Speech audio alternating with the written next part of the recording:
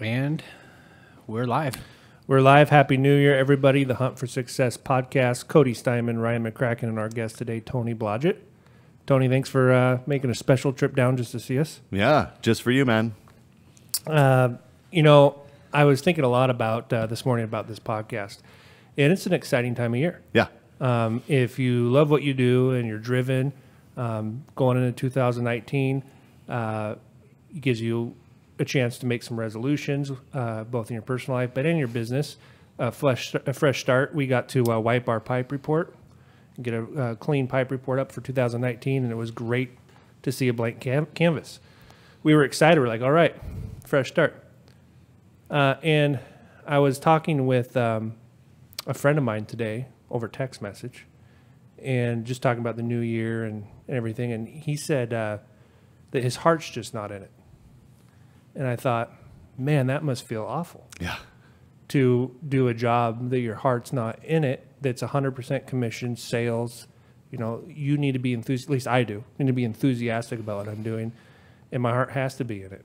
So you're a guy who I've always thought has run his business with 100% heart, always very intentional, always on the phone at 7 o'clock at night having a conversation with me about work when most people want to clock out at that time. Yeah. So I just wanted to get your thoughts on that. I thought that'd be a good place to start today. Well, I think a lot about it too as we roll over the first of the year, right? And I know you talked a lot. I've watched your podcast a few times. You've talked about coaching, and I've been coached at different times throughout my life. And I'm being coached right now by a gentleman named Bill Hart. Yeah, with Building Champions. With Building Champions, yeah. And that's awesome, Coach Bill. Coach Bill. Yeah, for me, it wasn't necessarily about being coached by Bill, although Bill's great. It was really about the Master's Coach program. Anyway, we can maybe get into that a little bit later. But to your point, one of the things that he talked about as we rolled over the new year was not so much about setting resolutions, but kind of being resolute, right? I mean, we all have, we had plans last year too, right? I mean, we've all had business plans that we follow. And when I tell people, I got to go to the gym on Thursday, they go, "Oh, you started going to the gym? Is that like your resolution?" I'm like, "No, I started doing that like 7 months ago." But yeah, I mean, I'm more intentional about it. So I guess that's my first point, or my first thought there is just this idea of resolutions versus just an ongoing commitment to realize that resolutions are kind of like motivation. They tend to fade over time. And I think that what seems to work better for me, and I think Bill, it just kind of triggered something when I heard him say it, is like, this is like a never-ending pursuit. And you got to kind of embrace the idea that it's never going to get easier. Do you think that can be discouraging, though? To think of it, because I feel that way. Yeah. I always like those jobs or like to look at other people's line of work where they have a big project they're working on, and then there's conclusion of the project. Yeah. It's not a transactional everyday grind that is never ending. Right. Well, one of the things about the mortgage industry in particular is that, you talk about wiping your pipeline clean at the end of the year. Well, we wipe our pipeline clean every single month. That's one of the things is you can have the best month ever and you're broke next month if you don't go get some more transactions. Mm-hmm. That's just the nature of this industry. And I guess, 21 years doing this now, I've just embraced the fact that you start over every month and it doesn't matter what you did next month.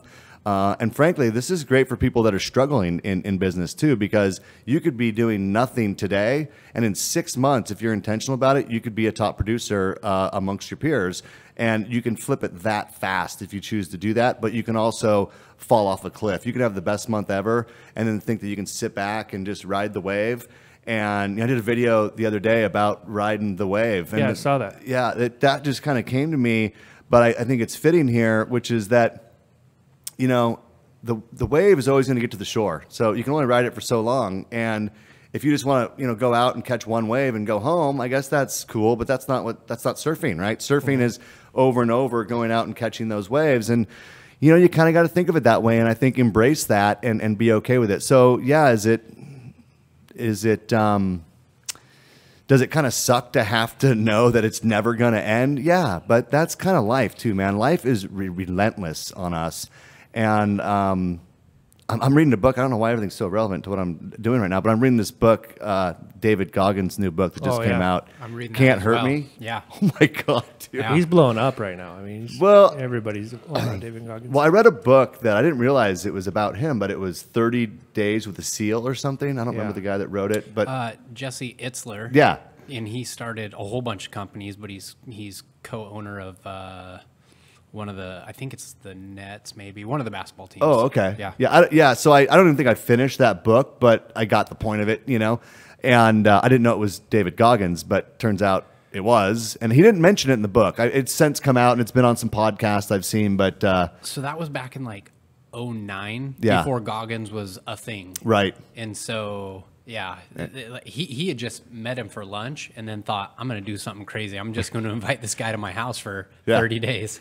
So my point being is that in his new book, he talks a lot about this, which is like, it's just life is unrelenting. And for me, you know, at 41 years old, I got to be honest with you, it's starting to kind of conjure up in my mind, you know, coming to grips with that even now, you know, because I always had this idea that if I just worked my ass off for 20 years and just crushed it, that I'd be able to ride that wave, you know, that I'd be able to retire or whatever, like sail off into the sunset. I don't know. I mean, this idea, and I think that in my 20s and my 30s, I kind of believed that that would be true, and that's part of what drove me. But now I'm starting to have to come to grips with the fact that, you know what, it doesn't matter what age you are. Life will beat you down if you don't wake up every morning and go make something happen. Yeah. And I'm not sure that I've fully come to grips with that, to be honest with you. So yeah, it's frustrating. It kind of sucks, but I think that's life, man. It is, and you can't we can't focus on that, right? Because we got to keep our heart going. We got to keep that. Well, you passion do when you going. listen to his book. You don't really have a choice. Well, and I think another thing relating to the surf analogy is in order to ride the wave in, you got to put in the hard work, which is the paddle out. Exactly. And that's what my video was really about, right? The paddle. Embrace the paddling because, you know, and you better enjoy the hell out of the ride, you know, while it's going. But don't be pissed that you got to paddle out because it's just getting you to the next ride, right? So that's a good thing.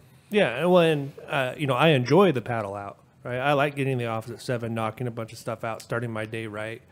And it's those days, the days I really lose my heart, lose my encouragement is where I fail right in the beginning, right? I go to my closet and I grab the jeans instead of the suit. You know, I go to Starbucks, spend $6 on a coffee instead of having one at work. I show up an hour and a half late. I'm still early because I like to get there early, but I'm still later than I wanted to be, and my whole day's a wreck. So it's much easier to make bad decisions throughout the day and start to think to yourself, oh, tomorrow I'll do this. Or on a Wednesday going, okay, I'm really going to start prospecting hard on Monday. Next week's a new week. So for me, it's starting each day out with a victory. Yeah. As soon as I get out of bed. Well, and you know, that's a struggle for me as well, to be honest with you. I don't like the struggle. You know, I like the idea of struggling for 20 years so that I can coast for the next 20. I mean, that seemed like a great concept, and realizing that that's never going to be the way that it is. So what I've started doing is, you know, I don't like getting up early. I just had a conversation with someone about this yesterday. But now I'm scheduling things early in the morning. Like I started going to the gym. I told you about 7 months ago or whatever, and hadn't really worked out since high school, you know, to be honest with you, on any meaningful way. And so I knew that just going to the gym was never going to happen. I just wouldn't do it. So, you know, I hired a personal trainer and I started doing my workouts at like 9:30 in the morning. And then I'm like, well, that just ruins my day. But at least I took that first step and I signed up to get a trainer and I fit it into the schedule where it was comfortable for me. It still wasn't comfortable to work out because I hadn't done it for a long time. I'm sore all the time. And I was only doing it 2 days a week. And so then my next step was I ratcheted it up to 3 days a week. But I kept the same schedule. And then, you know, reading books and doing my life planning and, you know, what I'm going through, I decided, you know what, I called my trainer. Actually, I was with my trainer one day. I said, hey, what's your schedule look like at 7 in the morning? Mm-hmm. And she goes, well, I could fit you in at 7:15. I said, well, let's do that. She's like, well, that's like 2.5 hours earlier than I said, yeah, just sign me up. Don't ask me again. Like, you know, but I find that setting that sort of responsibility for myself for me is absolutely necessary to do. That's what makes me get out of bed in the morning, because I told someone I would. I'm paying someone to be there, and it's that responsibility. And I think back to, a lot of people used to ask me earlier in my career, like, hey, what's part of what led to your success? And the funniest thing, I used to give credit to the fact that, when I was in my early 20s, I'd spent money like I hated it, on cars and credit cards. And, I was always being chased by that. But I had this responsibility. I've never had a late payment on a credit card or a mortgage payment in my life. And I've been through some tough cycles in our industry, as you can imagine, and wasn't a diligent saver back then and really had to struggle through that. But I was never going to relent on my responsibilities. And so knowing that about myself, it makes it easy now. I just have to create something that I have to do. I have to create myself a responsibility, and then I will adapt my behavior, because I'm not going to let that person down or myself down. But for some reason, if I don't have anything to do and I'm just going to get up and go for a run, it's like, that's not going to happen for me, at least not now. I mean, and maybe I'm starting to build better disciplines in my life, and so maybe at some point I will be better at that. But I find that I just have to create uncomfortable situations, commit to them, and then I'll follow through. And do you think the accountability is important to you, like with the workout specifically, having the personal trainer there instead of doing it on your own? At least, yeah, because I don't like it. I mean, I don't want to go work out. I'm starting to like it more now because I'm starting to see the changes. And people are saying, "Man, your suit's really baggy," and you look good. Well, thanks. And so now, I've never, when I was in my early 20s, I was just, I guess fairly fortunate. I've always been slender and always had good build, and I never had some of the challenges, and I didn't really like sweets, and so I just never, it wasn't a problem for me. It was pretty easy to just maintain a decent, healthy body. At least what I thought looked healthy when I looked in the mirror, right? Which I guess is what's important to all of us. And you get in your 40s and you're like, okay, now I got to start working at it. And so I think I'm getting to the point where I'm enjoying it more and I'm embracing it more. But yeah, that's not part of my DNA. And people wouldn't think that. That's the funny thing, right? When they see people that are doing things that are creating success in their life, they assume it's easy for them to do that and it's difficult for me. And it's like, no, man, it's not easy for me either. I just trick myself into ways of making myself do it. And for me, that's creating that responsibility. Yeah, I've always thought of you as somebody who's really disciplined, right? Yeah. Well, martial arts will do that to you. So master coaching with Building Champions. Tell me a little bit about that. How long have you been doing it? I haven't, so I don't know much about it. So what happened is I've been wanting to engage in some kind of coaching again. Like I said, I've been coached multiple times throughout my career, different times. And I don't know, I just wanted to do something. And what turned me on about the Master's Coach program is, and I've heard of it, but I didn't really pay any attention to what it was. And when I saw the video that Bill did and he started talking about it a little bit more in detail, and then I started doing a little bit of research, it's a pretty small group of people. I think it's between 30 and 40 people. Yeah. I don't know exactly, but that's kind of the idea that I got. And so for me, to be honest with you, it was to surround myself around other people that are high achievers, whether they're top producers or they're other regionals, which is what my current role is, or owners of companies. And it seemed like that's kind of the group. And I wanted to plug into a community like that. So for me, it was less about the one-on-one coaching. Although when I talked to Bill about it, he said, we've known of each other and met each other. I've been going to Sales Mastery and these events for many, many years. And we have a lot of mutual friends. And so he said, well, I do some of the because it comes with one-on-one coaching and it's these 4 annual group events, right? And so he said, if you do want to sign up, I have some time to take someone on. You're always someone I've admired from afar. I would take you on personally. And so that was like a bonus to me, to have. You can't say no to that. Yeah. So to have that opportunity. So, but yeah, it was less about the one-on-one coaching and more about being a part of a community with like-minded people. I just felt like at different times in my career, I've been surrounded by people who gave me the accountability and the energy that I needed. And I felt like I needed to plug into a group that could give me some of that. So a little different than one-on-one coaching. I didn't do it for that, but I think Ken Perry's part of that. When he was on, he was on a few months ago. Yeah. And he had just signed up for it. Okay. And he had never, if I remember right, he never had coaching before, and he dove right into the build for the same reason. Yeah. Yeah, I knew he was being coached by Bill. I don't know if he's part of Masters. I don't know who's in it, to be honest with you. I'll find out in February when the first event is. Yeah. No, that's going to be a killer group to put together. Yeah, should be fun. And I've heard that level of coaching is a lot more on like work-life balance and how to manage your life when you get to a certain level of success. Yeah, I've been, I do a lot, so a lot of my discipline does come from, I'm a constant learner. So, I mean, Audible is playing in my car all the time. And this goes way back to, I had Zig Ziglar tapes when I was like 21 years old, right? And so that's just, and I think he was the one who said, make your car a mobile university. I didn't go to university, so that's my mobile university. But I do it, man, like all the time. And I watch your podcast. I watch podcasts at night. I have a few TV shows I like to watch, but I'm not going to sit there and watch the news. I'm going to go find a great podcast or listen to an audiobook or something. And so I'm always learning and evolving. So the work-life balance and some of that stuff, I spent so much time. Todd Duncan was huge for this with me. His not-to-do list. Yeah, I figured that out a long time ago. I don't do things I don't want to do. That means I got to earn a little bit more money so that I can hire people to do the things in my life. So he goes, well, what do you mean you don't mow your lawn? Or I'm like, I don't want to do that stuff. So I pay someone to do it. I spend more time with my kids. Yeah. That resonated with me when I heard it, and so I'm like, I live my life that way.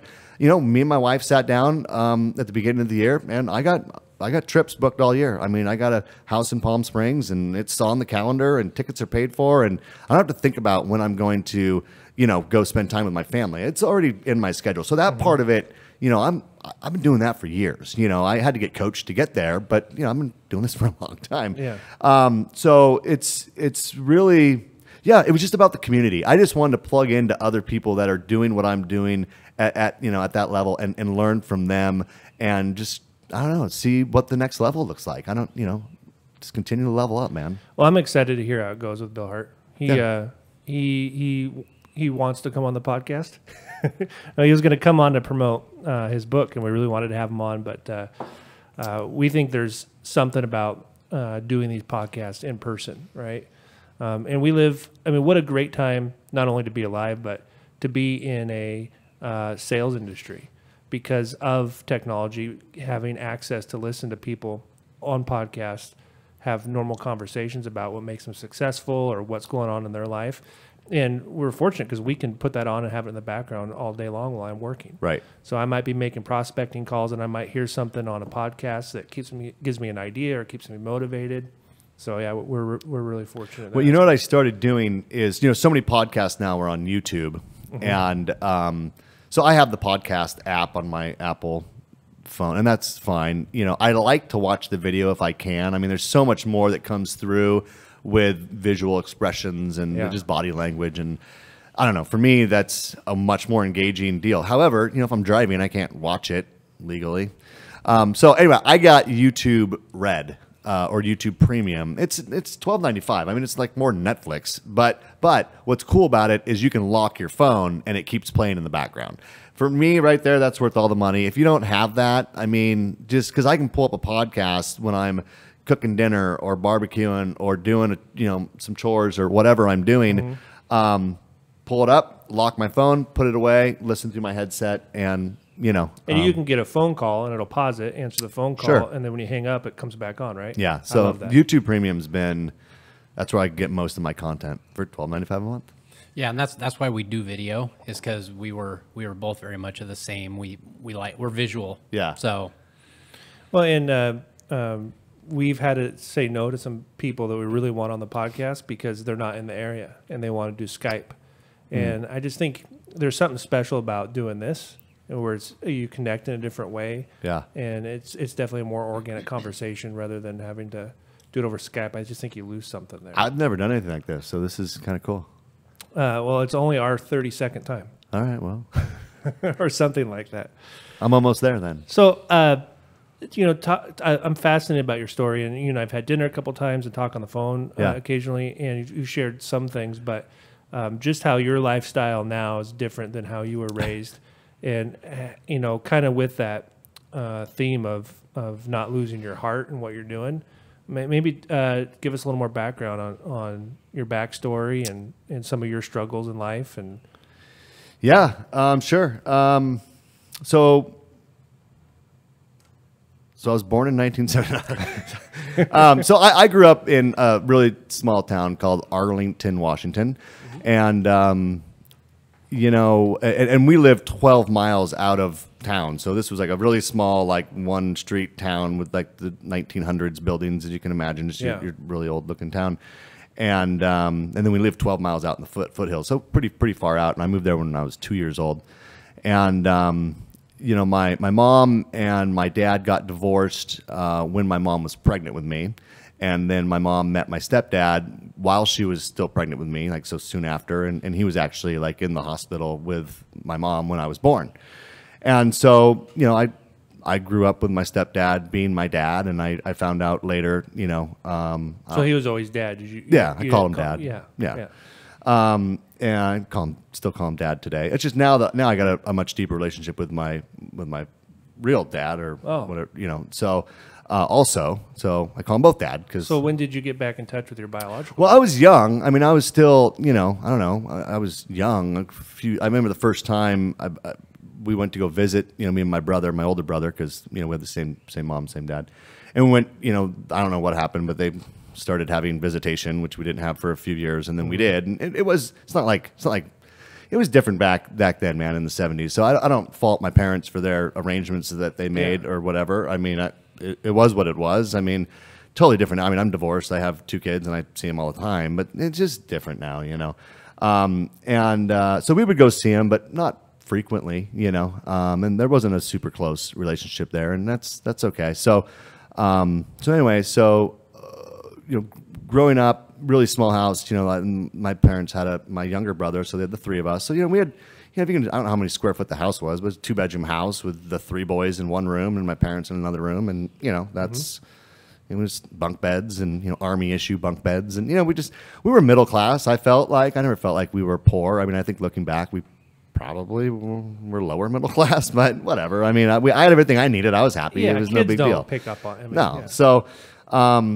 So that was, you know, early childhood. That was all great. And then my mom and dad went through some financial challenges. You know, tried to start a company and some things. Just, you know, economy. I don't know what happened again. As a kid, it's like I'm not involved in my parents' finances. But ultimately, we ended up, you know, losing our house to foreclosure. I was probably, you know, I don't think I was a freshman yet. Maybe I was 15 years old or somewhere in that range, 14, 15 years old, I would guess. And so we moved into a couple like little, like I lived in a 25-foot trailer on my aunt and uncle's property. And, you know, people think this is a crazy story. It didn't seem like that big of a deal at the time. But, you know, we didn't have, you know, like power, right? So we had a generator that we used for power. You know, we could go number 1 in the trailer, but you couldn't go number 2. So we had a. That's, you know, cool like now. That's like mini house. Yeah. Right now it's a thing, right? We had a TV show, but you know, so we had like an outhouse, you know, and the old joke like, oh, I got my boots on to go to the bathroom. It's like that was me for those, you know, handful of years I was in high school, and you know, again, I don't look back at that as a bad. I mean, look, we had campfires every night and hung out, and it was like, you know, life was good. I didn't have a problem with it at the time. I did move out the week I graduated high school, though. You know, I'm like, okay, my buddy's got an apartment. He's like, I need someone to rent a room, and I'm like, I'm in, man. So I moved out, right the week I graduated, or 2 weeks after I graduated high school, so just, you know, blue collar, you know, family, you know, growing up, and you know. So that I look back and I started work. So my dad was I would say he was very disciplined. You know, we ran a pretty strict household. My mom was pretty easygoing, but my stepdad was pretty strict. I look back now and I'm like, thank God. I don't think that I'd be who I was without you know, his influence and without the martial arts influence. And I can look back now and see those. So the martial arts wasn't a joke when you talked. No. Yeah, I thought you were joking. No. Yeah. So what happened? So we would get up, you know, early on Saturday. There was no like sleeping in and, you know, whatever. It was like up and at 'em, like, let's go. And we'd get up and we'd do chores around. We had 5 acres. And so we'd do a lot of chores around the property. So as soon as I was old enough to like mow the lawn at home, that meant I was old enough to go mow the lawn for the dude down the street that's going to pay me to do it. So I would go at 12 and a half years old. I started working for a guy that he lived about 2 miles away from us. So I'd ride my bike to his house. He had 40 acres. So lots of, yards to mow and wood to chop and ditches to dig. And he actually did land clearing. That's part of how he made some money, was he'd clear. So we would do logging and stuff like that. All between the time I was about 12 and a half until I was 15 and a half, when I could actually go get a real job. But every weekend, he'd come, I'd either go there in the morning or he'd come pick me up at like 5:30 in the morning. And then I'd go work, and $5 an hour. And it was either that or I was at home working. So at least I was making money, And so that, as much as we didn't have a lot, I personally had a drive, for whatever reason, to just go, probably because I would have been doing the same work at home and not getting paid for it. So I figured, if I'm going to do it, I might as well get paid. But that was great. I learned a lot. He was an ex-Marine, the guy that I worked for. His name was Larry. And he would let me do stuff, man, that if my parents knew what I was doing with chainsaws and stuff, oh my gosh. Yeah, crazy stuff. But, it was hard work, but I wasn't afraid of hard work. And, I think as I look back at the mortgage business, the thing about mortgage and real estate that I found really early on is that, not to give away any secrets, but you don't have to do a lot of transactions to make a pretty decent living, And so the problem with that is that people go, okay, well, I want to make $85,000 a year. Well, they do the math, and it's like, okay, I got to do 3 deals a month, and so they focus on, I just got to do 3 deals a month, and then you have 1 or 2 go bad, and all of a sudden you're doing 1.5 deals a month, and you just don't have the work ethic. So when I got in the mortgage business, which maybe I can tell that story, I'll try to piece this all together. I just went out and worked 40 hours a week, man, like actually worked every day. And you'd be amazed like what that can do for you if you actually put in 40 hours a week in an industry where most people, I would argue, they might be at the office 40 hours a week. You did a lot of calling on agent offices where you'd have a goal of like 5 offices a day, right? Is that 10? 10, yeah. And so that's kind of how you broke in the industry, is you hit up real estate agent offices every day. Yeah. So a little bit of backstory. Yeah. So my real dad, who I spent a decent amount of time getting to know as I got older in life, and once I was a teenager and I could ride the bus, I'd go down to his office, and because it was right by the mall, and I'd pop in there and see what's going on, and then I started driving, and so then I actually for one summer was a courier for his escrow company. So he owned a mortgage and escrow company. My real dad did, and so that was what gave me the idea to be a loan officer. Matter of fact, like freshman year, they had like career day where you could sign up for like 3 different careers you're interested in. Then they'd break into groups and they'd have an attorney come in and a firefighter. Well, I put down loan officer as one of my 3. People, well, no one thinks of this job, and I'm like, well, I did actually. Because I really wanted that sort of a lifestyle. I saw, it's almost like the rich dad, poor dad concept where, we grew up with this, but, my dad had a really nice house and nice cars. And I'm like, I kind of want that for myself. Not that this is bad, but, that's just what I thought that would be a better lifestyle for me. Yeah, maybe some opportunity. Yeah. And so when I graduated high school, I was, my work ethic though continued, right? So I worked for Larry until I was old enough to get a real job. And then I got a job, and here's an example. Like I worked for him, saved up a bunch of money, bought a car, and then I was 16. I could drive. I owned my car, and I'm thinking I get to surf, or I get to skate. 2 months later, totaled my car. Ooh. Back on the bus. Had to go get a job, and my uncle said, "I'll sell you this Volkswagen Bug if you get a job, and then I'll let you make $100 payments." And I think I paid him $1,200 for it or whatever. Pay me off in a year, $100 a month, but you got to get a job first. So here I am thinking I got a bug. It was an awesome bug though. I loved it, man. I loved it. So it was lowered. It was cool. Anyways, so there we go. Back to the grind, man. There's an example where I thought I was going to get coast, and I had money in the pocket, and I had a car, and I didn't have to work, and then I wrecked my car, and I had to work, and so I worked that job all through my sophomore and junior year, and then by my junior year, I started doing where you could get out of school early and go to work, like the work. I say work release, but that sounds like a jail thing. Like it was early, whatever it was. And I actually did it through the Career Center, so I got credits for it, right? Yeah. So, but back then you could only work 20 hours a week. when you're in school. I think that's still law now, or maybe it's even less. I have no idea. But anyway, you could work 20 hours a week and be a full-time student. So I would get out of school and I'd go to that job, and then I just wasn't making enough money. This is when we were living in the trailers and stuff. And so if I wanted nice school clothes and stuff, I'd usually, my parents would help. But if I wanted something above that, I'd go buy my own jeans, or I liked wearing wingtips back then. I've always been into the fancy shoes. I don't know. And so I got a second job, and I worked at Safeway. So I worked at this warehouse, and then I'd work from like 12:30 when I got out of school. Early, and then I'd work there till like 5, and then I'd take like an hour like dinner break, and then I'd go to Safeway and work from 6 to 10, and then I'd go home. So I worked about 48 hours a week while I was in school at those two jobs. And the manager was cool. He'd let me work every Sunday, which is a union job, so it was time and a half every Sunday, and they'd let me work every Easter and every holiday, so I get double time and a half, and they gave me good schedules. I worked my butt off too, And so that's what I did. And then I graduated high school, and I was like, well, I can't, one job was in a warehouse, and I was working with trucks and stuff. And the other one was Safeway. And the thing with retail, man, is weekends, I didn't want to work weekends. So I had to choose. And so I went to my warehouse job, and I said, look, Safeway pays me like 75 cents an hour more than you guys do. So if you can match what they're paying me, I'll quit that job and work here full time. And that's what I did. And that's where I worked until I got in the mortgage business. I worked in a warehouse, and so it was a company that distributed magazines, like to grocery stores and stuff. And so they had what they called like they call it the tie line, but it's basically like an assembly line. And the way it would work is all of the magazine titles, you would start with whatever had the highest distribution, and you'd go to what had the lowest distribution. And then if you can imagine, you take this line and you split it up into 5 sections. And so the highest distribution magazine was the first one in section 1. The second was the first one in section 2. The third, right? So, and then they just go through.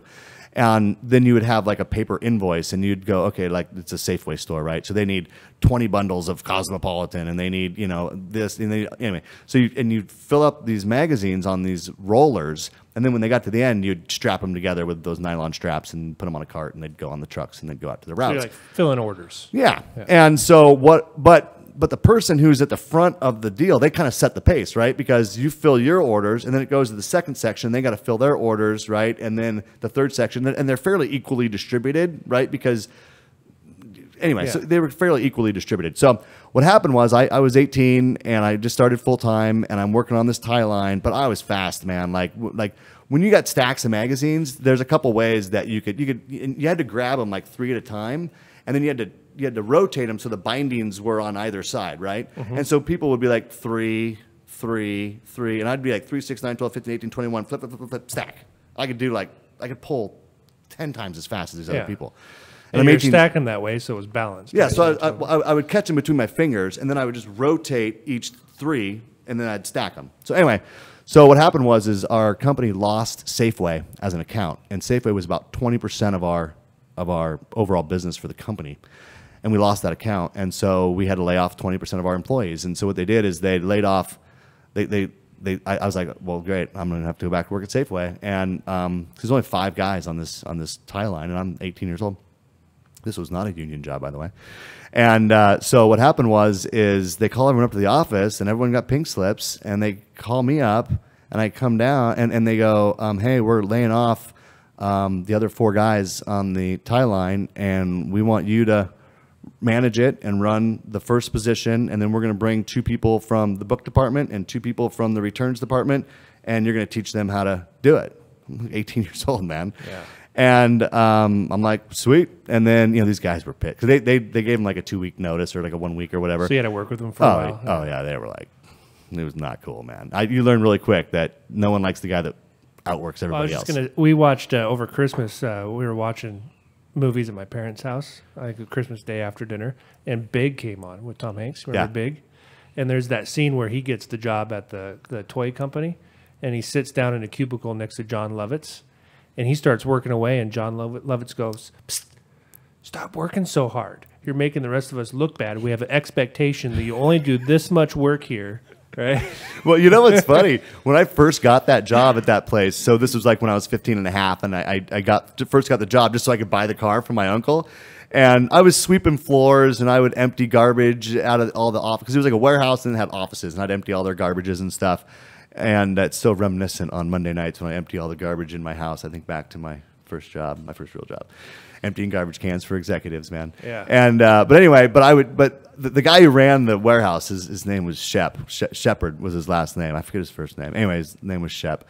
And this old crotchety guy. And back then I smoked cigarettes, and he smoked cigarettes, and he drank his coffee and ran the warehouse, right? And I would get there, and he'd tell me what to do, and then I would have to get that done. Well, I'd go through and get it all done, and then I'd be, all right, I did all that. What do you want me to do now? And then the next day, and he'd try to find some other stuff for me to do, and pretty soon this went on for a couple weeks, and I go out there, and I'm like, all right, what do you want me to do? He's like, just come out here for a second, and we go have a cigarette together, and he's like, Tony, I don't know how to say this, but when you come to work, I'm going to give you a list of things to do. Just make sure those are done by the time that you go home. Like, don't come ask me for more stuff. I'm going to tell you what needs to be done. Fill in the time. Like, I was like, okay, I guess that's what I did. And, it was an interesting thing. But anyway, so back to the tie line. So I started working the tie line. And what I would do, because I was in the first position, so I'd pull the first invoice, and I could pull the magazine so fast. Then I'd push it to section 2. Well, then they'd be trying to fill that invoice, and I would do 2 more. And then they'd grab the next one, and I'd do 3 more. So pretty soon, I'm out of room. So then I'd have to go down to the end of the tie line, and I would clear all their sections out and then back them up again. This I did all day. And so they loved me because my productivity was through the roof, right? Yeah. And we were down a person now. So, but then what happened was I wanted to be a route driver, and I was in debt, man. I lived on my own. I maxed out credit cards. I mean, I was not disciplined or taught how to manage money growing up. And so I just spent it, and so what happened was there was a route that became available, and seniority-wise, because they'd laid people off and where we was, I'd actually was, next in line to get a route from anyone who wanted one. And so I said, hey, man, I want to apply for that route job. And A, they didn't want to take me off of the assembly line because I was pretty fast at it. But B, I was only 18 years old, or maybe I was 19 now. And the insurance was so expensive to have a driver, commercial driver, Sure. And they didn't want to give it to me. And I just said, I just threatened to quit. Every time, this is funny. Every time I've ever got a raise or a promotion, it's because, I've asked for it. Or I said, hey, then this isn't going to work for me. Well, that's what I did there. And I just said, hey, this isn't working for me. I really want a route, and technically I'm next in line for it. So they did give me a route, and I started driving truck when I was 19. I got out of the warehouse, and so not soon after that. So I'm driving the route. Life's okay. Got my apartment, and things are cool. And I'm a big dirt bike rider. Okay. Motocross. Yeah. And so I was big into riding dirt bikes. And I remember I went and bought some brand new gear one day after work. And so I'm like, I'm going to go home, go for a ride with my new gear, because now I'm like, Ricky Carmichael or something. And put my new gear on, and there was this place out behind our apartment where we could ride. And I went off this jump, and what had happened was it was a pretty easy jump with a nice long downhill landing. Well, some kids had gone out there, and they basically put a lip on the jump because they were jumping it with their BMX bikes.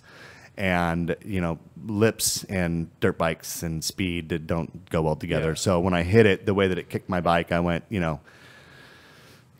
over the handlebars. And anyway, was pretty beat up, broke my wrist and messed up my knee and broke a few ribs. And this is after you got the delivery job. I'm driving a delivery truck, yeah. And there's some other things that happen. I won't bore you with all the details in between, maybe for a different podcast.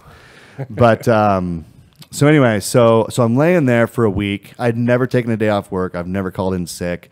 And so I got all this vacation time, so I could take a few weeks off and start recovering. But I'm like, man, I'm not going to be able to do my job, because when you deliver magazines, they put them in these big totes, and they're about 75 to 80 pounds, depending on how many magazines are in them. And I got a broken wrist, and I'm like, I'm not going to be able to do this, and they're not going to keep me around if I can't do my job. And so I just kind of freaked out, And I had a few times I had gone down to my dad's company and just filled out an application and turned in a resume just like you would, because I didn't want any special favors. I just wanted to go turn in an application like I would at any other job. And he didn't really ever take me too seriously, and I didn't really take it too seriously. I mean, I kind of wanted to. He wasn't trying to usher you in the family business? No. Maybe he would have later, but this kind of forced my hand, I guess, is my point. So I get in this accident, and then I called him up, and I just said, hey, you know, he didn't know about the dirt bike. he does, not a fan. Didn't know about the accident, certainly. Didn't know about the broken arm and the cast up to my elbow. And so I called him up, and I said, I think I might have just guilt tripped him and said, look, man, like, I need you to do this for me, you know, whatever.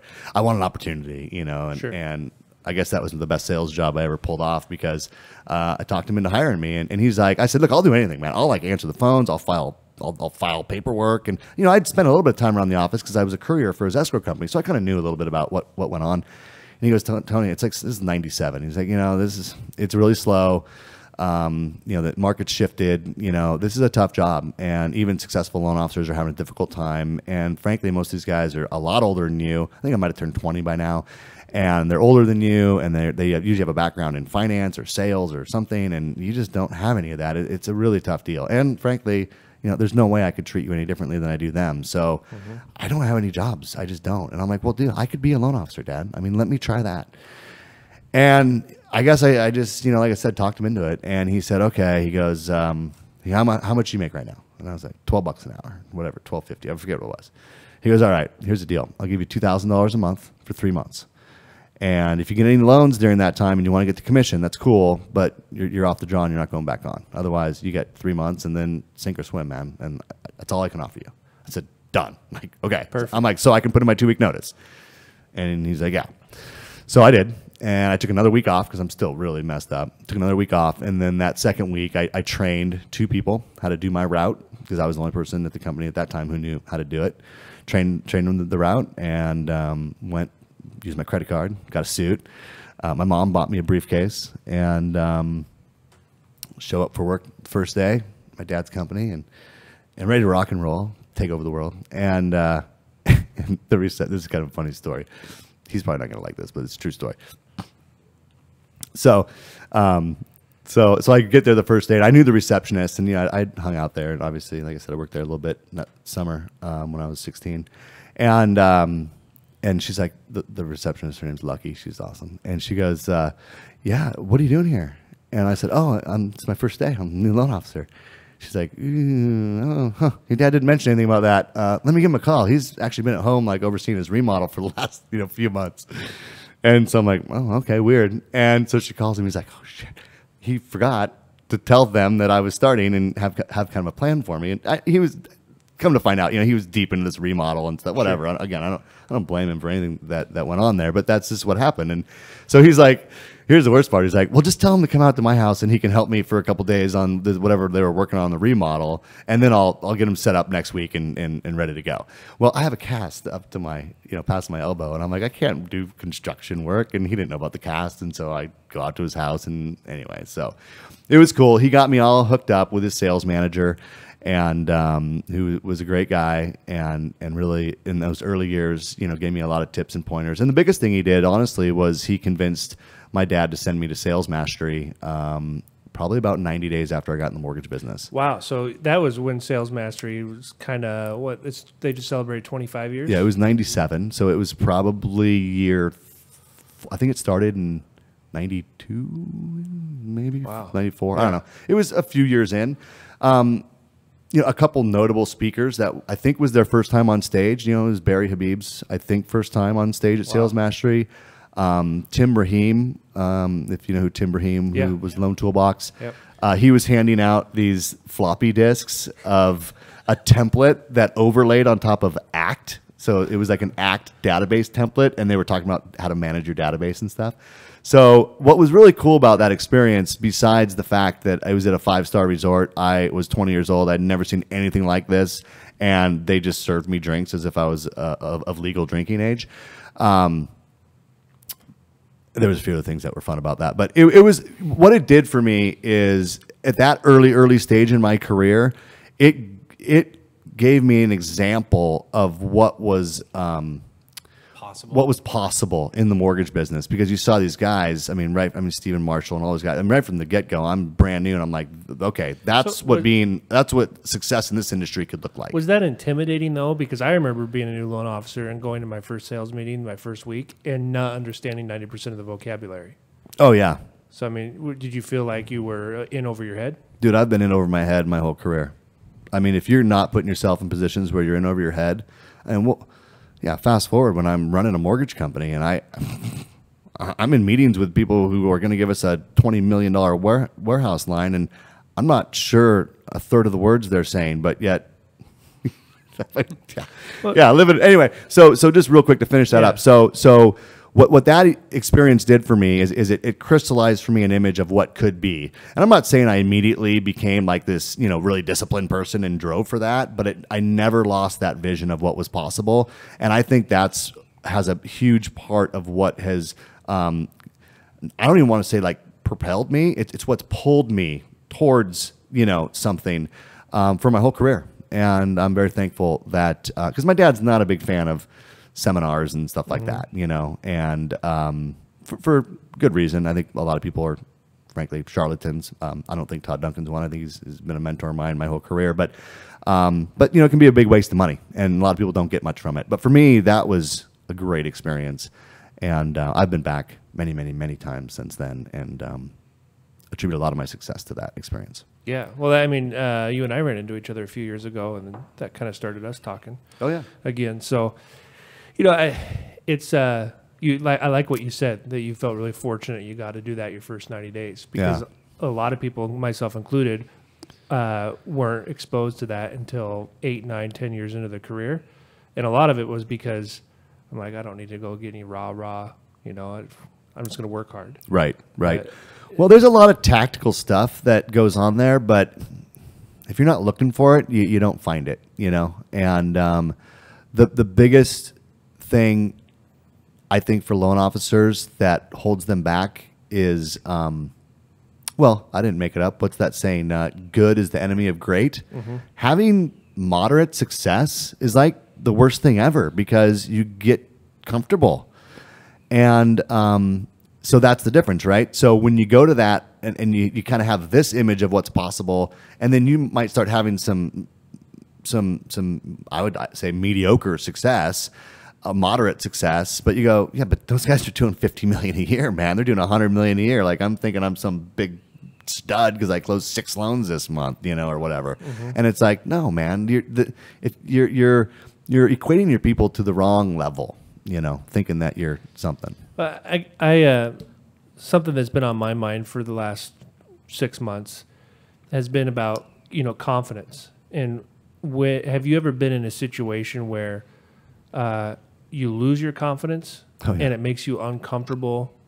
Often. With yourself, like not in a motivating way, but like in a demotivating way. Have you ever been in that kind of experience? Often.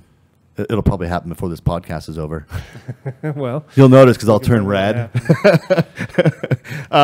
Yeah, man. Confidence is an interesting thing. I've always felt. Most people would tell you that I'm, either very confident and or borderline arrogant. I think a lot of people would characterize me that way. Maybe less now, but I've always kind of put off that persona. Let me change the question a little bit. Replace situation with people. Have you ever been around people that have made you lose your confidence in yourself? No. It's usually my own. It's usually in my own head. In your head? Yeah, I create situations in my own head, I think, that take away my confidence. I've never had other people take away my confidence. No, not that I can think of.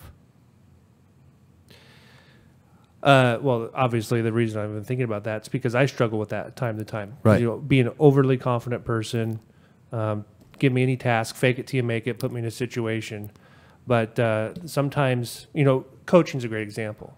There's been coaches that I've had recently that make me feel uncomfortable. Right. And I know they're doing that on purpose. Right. But I've never been challenged with that before. I've never been made to feel uncomfortable to the point where my confidence is rocked a little bit. And for me, that's been a slippery slope. Not a slippery slope. It's been a hard thing to live with. And it's definitely making me a better person, better at my business, better at what I'm doing. But talk about not feeling comfortable. Right. Well, I would argue, like, even in those situations, it's not the other person that's making you feel that way. You know, you can't make somebody feel a certain way. It's just, they're just doing what they think is best for you, and then you're choosing to have that emotional response to it. So I would still argue that that's yourself giving, you know, it's not them that's doing it. Those are just words coming out of their mouth. You're internalizing that in whatever way you are. So how do you work through that? I mean, I don't know if you've been there, but how do you get out of that? Well, I think the first thing you do is you humble yourself and listen to what they have to say. Sure. I think that usually when someone's cares about me enough to say something that's difficult to say to me, knowing that it's probably going to trigger an emotional response in me, that they're doing it in my best interest, and that I should probably, because it's hard even for that person to say those things. It's hard to call someone out and tell them what you think they're not doing right. And so I think the first thing is just to, you know, pause and listen to what they're saying, and be humble enough to evaluate if what they're saying is actually true. Because I think our first mechanism is to defend ourselves against it. Well, no, I do that because of this, or this is why I do it that way, or no, you don't understand. This is why I'm doing it that way. Or I agree with what you're saying. I find myself saying that sometimes. I go, he doesn't care if I agree with him. but yeah, that's what I mean. I think, you know, you just got to take a step back, you know, and be willing to listen to that feedback, and then probably start working on what you're going to do, you know, one step at a time, to be able to help overcome whatever it is, you know? Yeah. Do you think that's healthy, though, to have a little bit of your confidence questioned from time to time? I think it depends on the person. I don't do really well when someone takes that approach with me. I have found that I do much better when people praise the things that I do good, because I'm already hard enough on myself. Mm-hmm. The performance speaks for itself, right? So if for instance, if I'm like, my production's down, or when I was originating, you know, my pipeline's empty, like, yeah, no shit. I mean, I don't need someone to get on me about my pipeline being down. Like, I know my pipeline's being down. I do better when someone comes in with more of a supportive approach, like, hey, you know, I notice your business is off a little bit. Is there anything that I can help you with? Is there any challenges that are happening for you right now that we can talk through and that we can be better? And when they just put it, they come at me from a place of, I want to support you, versus I want to point out the things you're doing wrong, because that does seem to make me pull back a little bit. And so I think I'm learning that about myself. And it's not that I need to be my ego boosted or I need to be stroked. It's just, let me know if I did this right, so that I know that I'm on the right track. And that's something maybe I kind of do. No, I kind of need the praise, you know. No, I think it's, I've found that in myself, and you know, the people that have been the best, you know, the best bosses that I've had, and I've had really good people that I reported to for, frankly, the last 15 years, you know, it's been very, very helpful and supportive. And all they've done is acknowledge the things I did well and given me more responsibility. And because I'm driven by that responsibility, and they know that when they pile on the praise and they pile on the more responsibility, I step up my game, because they're showing their confidence in me, and I don't want to lose that. So that approach works well for me. But it does require that they, you know, they got to kind of give me some accolades, and but I respond to that in a very positive way. So reverse that, and I'm going to fast forward you in your story a little bit, Sure. because obviously you've worked your way into a leadership position and been there ever since I've known you. You've been in a leadership position. How do you identify that in other people? Because you're always in middle management, right? You're never, I mean, unless you own the company, even then you usually have to be responsible to somebody else. So as you're receiving that type of coaching or leadership, how do you identify in other people what type of leadership or what type of coaching they need? Well, first of all, I just have like my way about me, you know, and so I tend to be the kind of. I also ask them, you know, what, you know, I think of myself, and I think that you have, you know, again, I didn't invent this stuff, like the servant leader idea, like that's the only way to be a leader, in my opinion. These people don't work for me, I work for them. That kind of an approach is 100% the way that it is. I wake up every morning saying, how can I bring value specifically for me at this point in my career? It's to the branch managers that report to me, because if they don't need me, I don't have a job. So has to be my approach, is how can I bring value to them? And each individual, at least in my team, is a little bit different. But I inherited a couple people when I came here. One of the first things I said to each of them is, look, they didn't bring me in to teach you how to be a branch manager. They brought me in to support you and help you be successful. And I truly believe that. I'm not here to teach someone how to do their job. Now, if they want my advice, yeah, you should reach out, because I'm very approachable and I'll give you my advice. And I'll give you my, if I notice things are going on, I'll bring them up in a way that says, hey, I've noticed this is off. Is there something I can help you with? Or are you struggling with that? Or are you good? I mean, you got this under control? And if they say, no, man, I get it, it's under control, I'll say, cool, let me know how I can help. And I just stop. I don't keep pushing it, and the results speak for themselves. Yeah. And do you like it when you have a branch manager, even a loan officer, that wants you to kind of mentor them and wants you wants to learn from you and wants that feedback? Do you use that some part of your job you enjoy? I love it. Yeah. Well, it's super fun because it's an opportunity to take some of what I've learned over the last 21 years and give it to somebody. Mm-hmm. But I'm not here to give it to everybody. I mean, if they ask for it, you'd be amazed though. I mean, a lot of people don't reach out when I'm here to coach and help and do it. But it's one of those things where you can't just go, okay, I'm going to choose to go help that person. Like, they got to want to be helped, man. Yeah. And so until they are, and until they reach out, and a lot of people do, but so many people don't. So when you're hiring for positions, are you looking for people that are coachable, or or is that even a part of your train of thought? Well, it depends. I mean, if they're a really low producer, I have a total different set of criteria than if I'm hiring somebody that's a proven entity. Yeah. So if you're a top performer already, I'm just glad to have you part of my team, and I want to find out how I can provide you the best environment that you need to do what you do. You do you, and I'll provide an environment for you to do that, right? That's how I feel my job is. If I'm taking a flyer on somebody, or I got a branch manager that wants to hire someone that maybe has been out of the business for a while, or they just have been underperforming, or maybe they've been someone that's been a part of someone's team and now they're ready to go out on their own, or they're relocating. I mean, there's a lot of criteria where I go, red flag. That person has to be of the mindset that they're, the whole hungry, humble, smart, that's kind of the test that I use there is, do they have a desire to get better? Are they open to coaching and ideas and accountability? And if they're not, then there's just no way it's going to be a fit. But no, if you're an established, producer, I'm here to give you a utopia to do what you do. There's a saying that I heard from one of the guys that works for our company that does some coaching. It's Scott Groves. He actually, it doesn't just do it for our company. It's called Consolidated Coaching. Anyway, they have a Facebook group. Sounds really familiar. Check it out.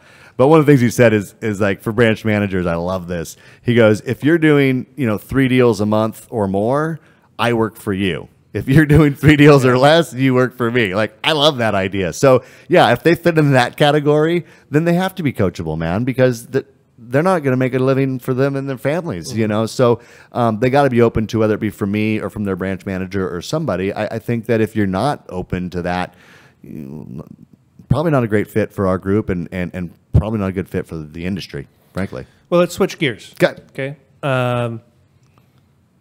It's not often I have a lot of questions lined up, but I do. Okay. Great. So lucky me. For people that are in a sales position, or even an entrepreneur, self-employment position, some good, we're going to watch Darren Hardy. We do a midweek motivator in our office every Wednesday. We bring in people in our industry and we watch some sort of motivational video and eat lunch. So we're having Darren Hardy, or we're not having him on. We're going to watch his YouTube video where he talks about the effectiveness of daily activities. Right. Okay. So you're going to start off your 2019.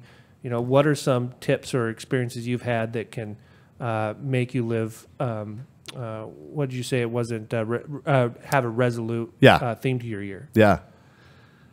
And think like loan officer on the ground, sales, starting a business. I mean, what are some things that maybe you've, because I remember back when we worked together in 2012, and I remember hearing your stories about driving to real estate offices. Yeah. 10 a day, was that your goal? Yeah. So, well, dude, I'm kind of old school, and we can talk about, and maybe we will, about where the industry's going and how to tap into that. Because I got some ideas around that. But at the end of the day, right now, for me, this year, my theme is more prospecting. I mean, old school, belly to belly. Whether, it's what the core teaches with their greatness tracker or consolidated coaching, they have a tracker too. Look, the reality is you got to be out there every day for a couple hours, especially if you're not hitting your goals. And you got to be meeting with real estate agents. You got to be meeting with builders. You got to be scheduling times to meet with financial planners, divorce attorneys, anybody who has the ability to refer you customers. You need to be spending face time with those people. And how you get in front of them, I think there's lots of tactics for that. A very simple one is you could just simply, literally send somebody an email with something that's going on, follow up with a phone call. Hey, Cody, I just sent you this email. I wanted to spend a few minutes to talk about that. Would you be open for a cup of coffee so we could sit down and discuss it? That's a simple example of a way that you can take call reluctance and schedule an appointment. And so that's what we are talking about with our guys right now is activity, activity, activity. You have to prospect 2 hours a day if you're not hitting your goals, and you need a larger base of folks. And then I think that the other thing that you need to do is not necessarily take a shotgun approach to that. I think you have to be fairly strategic about the people that you're targeting and make sure that they are closing transactions. Because one of the mistakes that we make in this business is we pat ourselves on the back a lot for working hard. I hear it all the time. Tony, I'm working my ass off. I'm like, I don't give a crap. You're not closing any loans. Mm-hmm. We don't get paid to work hard in this industry. I'm not digging ditches. That I get paid to work hard. In this business, I get paid to work smart, and I don't even get paid for that. I get paid to close loans, period. So you got to be very intentional about the time that you spend, which is why I say you could do it in just a couple hours a day, but you got to do it, and you got to do it with people that have the ability to refer you business. If you're making sales calls and taking people out to meetings or coffee or whatever, and they haven't closed a sale in 3 months, like, what are you doing? Like, this is not someone to spend your time with. So you got to prospect, but then you got to be intentional about your prospecting. And there's easy ways to do that with technology, right? So there's lots of ways of getting access to reports on what someone's production is. Well, and I'm going to add to that. If you don't have a coach, hire a coach. We've talked about 5 or 6 different coaching platforms here, and it doesn't have to be extensive. In 2016. I doubled my volume, and I attribute a lot of that to a $100 Darren Hardy 12 steps entrepreneur roller coaster module that was done online. Right. So, not everybody is expert at business planning. I think that's kind of what you were talking about when it's like, okay, you're working hard, but where's the business coming from? You're spending time with the wrong people. Right. All right. So, leadership. Yeah. Same thing, same question. Going in 2019, if I'm in a leadership role, what are some things I can do to be to be more resolute about being a good leader to my people? Well, I think engaging with them and asking them what they need from you is probably the best thing that you can do, and helping them identify where they may have gaps in a way that doesn't, like we talked about just a minute ago, isn't off-putting to them. Doesn't mean you can't call, and it depends on the person, right? You got to be able to know your people, but you got to engage, and you have to be willing. You got to get them to buy into letting you hold them more accountable, and whatever conversations or process you have to get to that point, I think is really important to do, because everyone needs it right now, and that's I need it. I think everyone needs it. So I think engaging people and finding out what you can do to help them accomplish their goals. And if they go, well, I don't really need any help, then go, okay, well, cool. What are your goals then? And then you can backdoor it and say, well, okay, well, if that's your goals, I mean, we've looked at what you did the last quarter, and those aren't there. So I'm assuming you've got now a new strategy that you put in place to now accomplish those goals, mm-hmm. and kind of backdoor it and let them answer their own question and go, well, no, not really, and go, well, don't you think there needs to be a little bit different strategy? Otherwise, we'll continue to get the same results or worse results in this shifting market. And they have to come to the realization that they need the support. And look, here's the deal, Cody. In our industry in particular, I think 2019 is a cleansing, man. I think there's people that just aren't going to make it. And I don't even think they know it yet. You know, it's like, I kind of feel that's true for a lot of industries. Probably. 2019. I mean, there's so much that's changing so rapidly with technology and social media, and I mean, monster companies coming out like Uber's a taxi company. They don't own any taxis. They don't own any cars. You have not VBRO. What's the other big one? VRBO, Airbnb. Airbnb. One of the largest hotel companies in the world. Hospitality companies don't own a hotel. And they don't own a hotel, right? Amazon. Amazon, Zillow. You know, so you have so many areas where margin can be compressed, where you have AI, the fear of AI, the fear of robots, all this coming. So if I'm in a leadership position, what's something I can do to help my team get through that and identify what they need to do to be successful as we change? Well, I think that there's going to come a point where you're going to have to pick a path, you know, that you're going to go in this industry. Hey, we talked about that a little bit the other night. Yeah. And, you know, it sounds a little cliche, I think, for people who've been doing this for a long time, but, you know, are you going to bring value? You know, are you seeking to bring value to every relationship that you have? And if you're a referral based business, I think that's what you need to focus on is what are you bringing to the conversation? And I go back to the company when we worked together. That company no longer exists, but it was called Mortgage Advisory Group, and that was an intentional name because the whole concept was around being a financial advisor to your customer in the area of managing their debt as it relates to their overall financial goals. Okay? We need to get back to that if we want to survive in a referral type business against companies that are willing to have super low margins with super low value, horrible service. And if we think in our mind that all the customer cares about is price, then we're going to lose every time. What we need to do is educate them why it's important to work with us because of our holistic approach to their overall debt situation. And unfortunately, there is a segment of the population who just doesn't care. They know they've been through it enough times. They know what they want. They know what they need. They've done their research, and they don't need all of your expertise. Mm-hmm. And you know what? You're going to have to be okay with that. That third of the business or whatever it is, you're just not going to have a chance with. That's okay. It just means you need to increase your prospecting. You need more at-bats, and you need to do a better job more intentionally at explaining to each client what you do and why it's valuable to them over the short and long term. And we used to do a better job of that, I feel like, as an industry. I feel like we got away from it. I feel like we need to get back there. And it is more relevant now, by the way, because rates have gone up. They've come back down a little bit here recently, but people have equity in their homes now, again. So now there's a lot of conversation to be had about debt consolidation. What are your goals? How are you going to fund your kids' college? Are you prepared for retirement? Does a reverse mortgage make sense?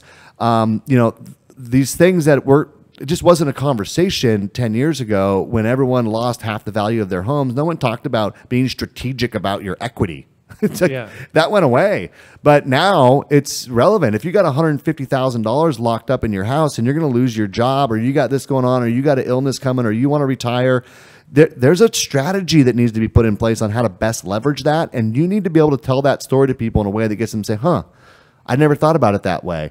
And the more that they want your advice and counsel on how to set up their debt and how it fits into their overall financial plan, the less an eighth or a quarter in rate really makes a difference, because you're showing them how they're saving hundreds of thousands of dollars in debt, or how they're lowering their monthly payments by $3,500, which is going to allow them to put their kid through college, which they thought they weren't going to be able to do. Those are real things.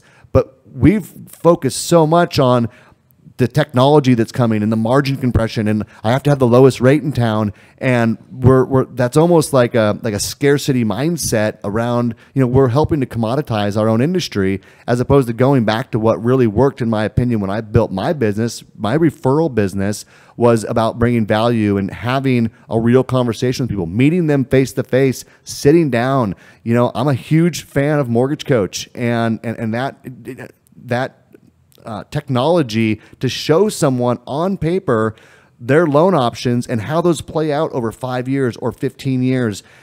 Just being able to illustrate for that someone in a conversation. Look, Rocket Mortgage isn't having that conversation with them. Yeah. So I love that last 2 minutes, right? Because we're all in leadership positions, no matter what position you're at, because you have your referral partners that look up to you, a leader. If you're not a leader, you need to be one. And you talked about a cleansing, and I think the amount of passion you just express in your tone of voice and the way you explain that, people that have that mentality or have people around them with that mentality, those are the ones that are going to make it, right? You can't operate going into 2019 with a scarcity mindset. Yeah. You have to go in with an abundance mindset, even if that's identifying that you're not going to be able to compete with this one, with pricing, for example, or with service, for example. But the B2B, the belly to belly, the old school, I think that if you aren't surrounded with people that sound like you when you talk about it, then you're surrounded yourself with the wrong people. Yeah, probably. So, if you're not surrounded by people, go find people that have that mentality. Seek them out. And there's good people in all aspects of our industry. Yeah. So, what do you think about all that, Ryan? You always do this when I'm like, I have something else I want to say. I'm not stalling. When I'm not ready to talk. And all right. like, well, think about it. Well, here's a little air filler. What do you think about that? I'm not trying to fill air because I have a similar question. Okay. So we covered, the sales staff or entrepreneurs. We covered leadership. For me, 2019, we've been working on this. Ryan and I is developing our culture. That's been a big part of our 2018. And so now we've crested that mountain where it's created. Now we have to live up to our culture, and we're starting to make decisions based off of our culture and kind of questioning, bringing that into every question we have to answer. So same question, but with culture. How do I be resolute in my culture? There's lots of ways of getting. And just to back up just a little bit. Yeah. But Patrick Palmer was on last, our boss, and I told you this on the phone the other night. There's only been 2 companies I've ever known that have their core values on a poster, and I have them both in my home office. And one was Mortgage Advisory Group, and the other was Alpine. Yeah. So, we talked a little bit about how you came up with that the other day. Yeah. So I think that you have to be intentional about your culture, and not everyone that doesn't need to be everyone's focus right now, to be honest with you. If you already have a good culture, and everyone may not agree with me here, but I think if you already have a decent culture, but there's other areas of business that need to be worked on, I would focus on those things instead of spending too much time on the culture piece. Part of the reason we developed the core values that we did at Mortgage Advisory Group at the time that we did is because we felt like it was necessary. And so, all the leadership went out for a whole day, and we did that whole vision planning, mission statement planning, and core values kind of workshop, if you will, amongst us, where we lock ourselves in a room and we just start, dropping ideas and capturing everything on a whiteboard, and then finding all the things that seemed like they were kind of duplicates and putting them into categories, and then saying, okay, well, we all said these 5 things. Like, what's a mission? What's a core value that embodies those things? And that's a process that you can't just do. I mean, you can do it in a day, but it means that shutting everything down and everyone spending the time necessary to create this. I don't know that everyone needs to do that right now. I mean, there's a time and place for it, and we got to a place where we felt like we needed it, and so we carved out the time and we did it, and then everyone, and we actually sent out to the company, and we got their feedback, and we took all those, it wasn't just the 5 of us or whoever was in a room. We got feedback from the whole company and then whittled that all down, and we felt like our company needed that at that time.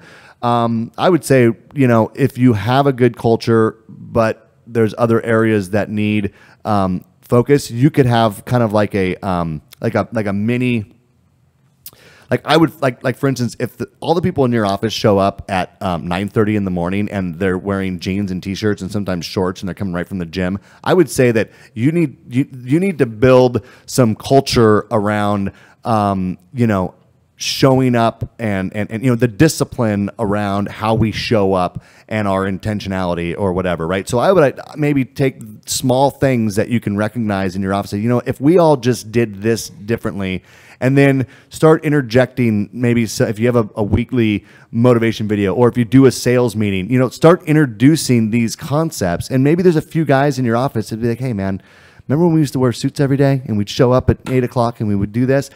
Maybe we should get back to that. And all of a sudden, a couple of people start doing it. And then all of a sudden, you start razzing the guy that doesn't do it. And he goes, okay, I'm going to step up my game, And you start building culture that way. So I think there's kind of this whole core values like process that you could go through.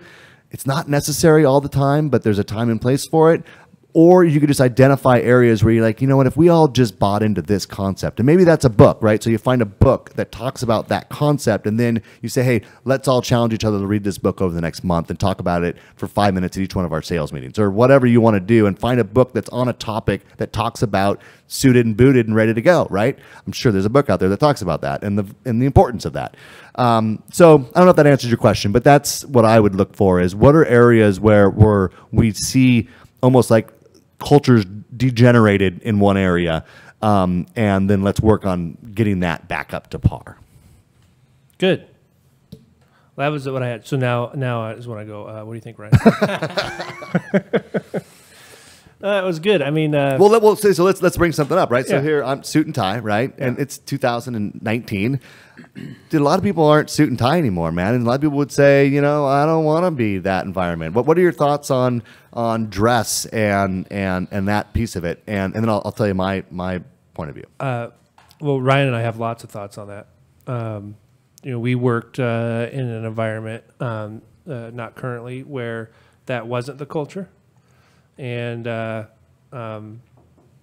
it became an issue for me. I don't want to speak for Ryan, but one, I didn't appreciate when, and I don't want to call anybody out. It's tough.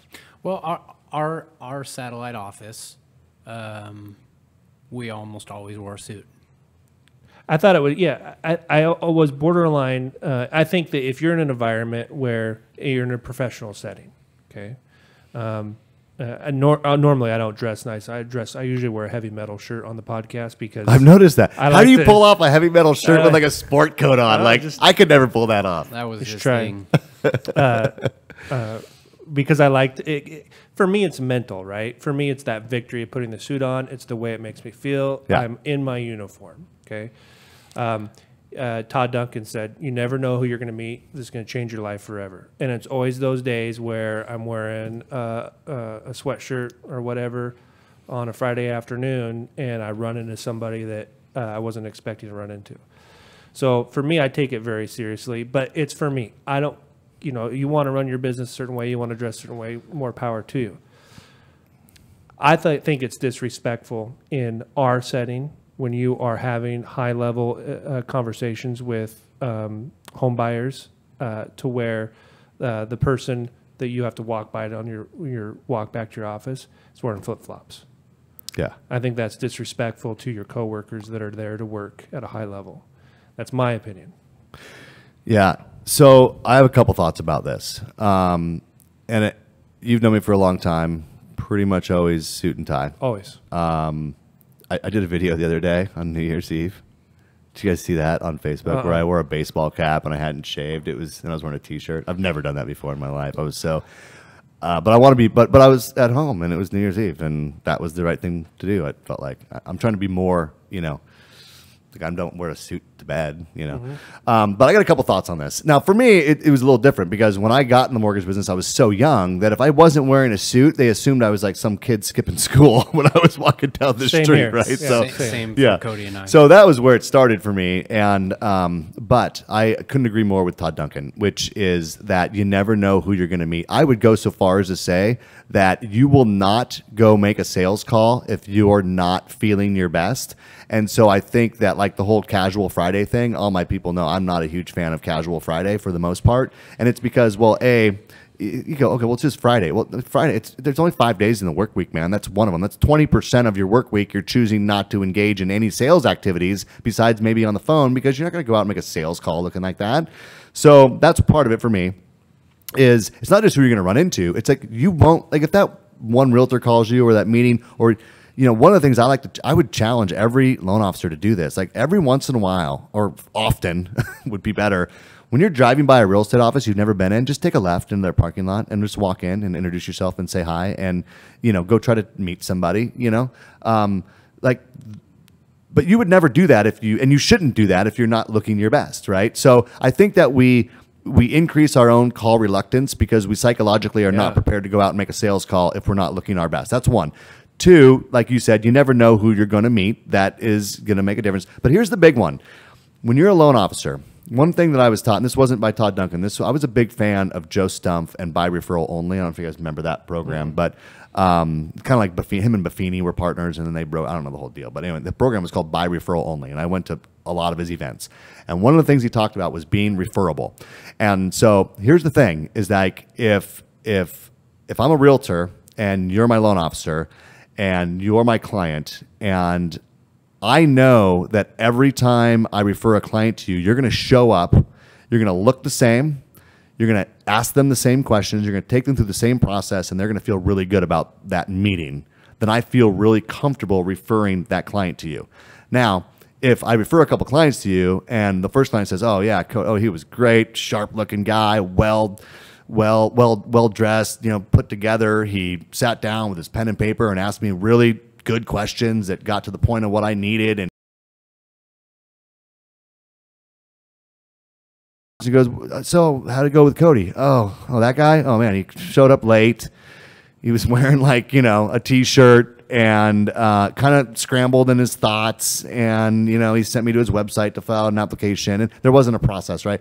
What that inconsistency will likely mean they will never send you a client again. If they're not confident that every time the client comes and sees you, they get a similar experience. It's what I call being referable. It means being consistent in how you handle yourself, and a big part of that is how you look. And that consistency alone will make people more likely to refer you business, because in the absence of consistency, they don't know what that person's going to get. And no one likes to refer somebody to someone when they're not sure what they're going to get. And so that's why I like looking the same. I ask the same question. If every pre-qual I do is the exact same, it's the same conversation 1,000 times over. It's predictable. And the client goes through a great experience. I garner the information that I need to make a decision on the best loan program for them. And they can go back and give the same exact feedback to that realtor every time, or whoever it is that's referring me that deal. So for me, the biggest aspect of it is referability. And I used to call in those offices, like I told you, when I first got started, that's what I did. I called it my milk run, where I went to these real estate offices all the time. I really liked going out Monday mornings too. That was kind of one of my things, was I liked going out and making sales calls on Monday morning. Not too early, because realtors aren't in the office too early. But I liked it because it was kind of like, it's a horrible analogy, but it's kind of like the attorney that chases the ambulances, Look, the reality is everyone's writing deals over the weekend. So if you run into a realtor on a Monday morning, they're in the office working on putting a escrow together and turning it into their front desk or whatever. Everyone says, look, realtors are never in the office. Well, they are when they're turning in deals. Yeah. Okay. They are when they're sitting with a borrower going over consultations. When do they do that, by the way? 5:30, 6 o'clock at night usually. Go call in a real estate office at 5:30. There's no gatekeeper, and someone's in the conference room meeting with a client. They might just wave you over if they know who you are and say, hey, funny you stopped in, Cody. These guys have a couple questions about USDA financing. That will never happen if you're not there at 5:30. It just won't. So anyway, one time I didn't wear a tie on my sales calls, and everyone was like, and by the way, I worked in Arlington where I grew up. I did a lot of business there. Dude, this is like a farmer town, man. This is like, it's a great town, but people aren't wearing suit and ties in Arlington. And they'd be like, dude, you don't need to wear a suit and tie up here. I'm like, this is my uniform. Mm-hmm. This is what I wear. But then the one time I didn't wear a tie, I got all sorts of flack. Like, dude, what's your tie? And so they do notice it, and people still will give me grief, right? Like I have offices, and I won't call any of them out, but I got offices in rural areas. Like, man, look, people don't wear ties here. I do. When you meet me in Poulsbo, Washington, I'll be wearing a suit and tie. And, I don't know. Not everyone will agree with me, but I think that it's important. And I think it's consistency. And Well, it's very intentional. Everything described is intentional. absolutely. Right? And, I'm the same way. And in Vancouver, it's not Arlington, but there's a lot of people that don't wear suits. So it is still, even here, it is a way to differentiate yourself. And I know if I'm walking to lunch, there's a good chance I'm going to walk by somebody that's going to see a suit, and they're going to see me. They're going to connect the two. Well, and by the way, there's highly successful people who wear a T-shirt and a baseball cap. And that's what I was going to say, because I think 3 years ago at Sales Mastery, Todd Duncan said to me, said to the group something that always stuck with me, and that was the best part of you is you. It wasn't Todd Duncan. It was somebody else that was speaking that said, his mom always said that to him, is the best part of you is you. And so I definitely think there's exceptions to wearing a suit. Well, I'll tell you this. If you're not getting referrals and business is not going well for you, put a suit on. Maybe try it. Well, or be consistent. One of the top real estate agents in Vancouver, he wears a, what's the Hawaiian shirt? Oh, like a Tommy Bahama? Tommy Bahama. Yeah. He wears one every day. It's on his business card. People know him as Tommy Bahama. He's got the Tommy Bahama windscreen on his or the decal on his Hummer, and that's what people know him for. Yeah. There's Ryan and I like to wear cowboy boots once in a while, and people kind of know us for that. So, you got to be yourself. Right. And if you're totally not a suit person, that doesn't mean don't wear a uniform. Right. Pick a uniform. Right. Yeah. Yeah. And again, like I said, my message might not resonate with everybody, but it's worked for me, and I've seen people that it can work for. And like I said, if you're struggling right now, maybe consider stepping up your game in that area. Yeah. It's an idea. If you work with guys that wear suits, don't give them a hard time about it, because it's, and for me personally, it's that win in the morning. It's that walking in knowing I put the suit on. It's that first win that makes it easier to win the rest of the day. Well, I've been wearing a suit for so long that it's actually hard for me to have a really business conversation. I feel uncomfortable if I was totally casual. Yeah. No, that was a great topic. I like the dress. And surround yourself with the right people. Ryan's always dressed sharp. And so I always, if I know I'm going to be working, in the office with Ryan, I want to make sure I'm looking sharp too, because we don't want to let each other down. And, so there's that unspoken accountability, definitely there. So, and I think that carries over into all aspects. Yeah. That was a good question. Ask me another one. Jeez, now I feel like Ryan. I'm like, dude, you put me on the spot. Well, let me say something to you. There's a handful of people that, and I think you can carry this into other aspects of leadership and everything. Is being a champion for somebody. I think it's easy to overlook the power that gives people. And you, Tom Griffith, Dave Savage, a few of others have been a big fan of this podcast. Mm-hmm. And that's so confident. It gives us a lot of confidence. It gives us a lot of inspiration.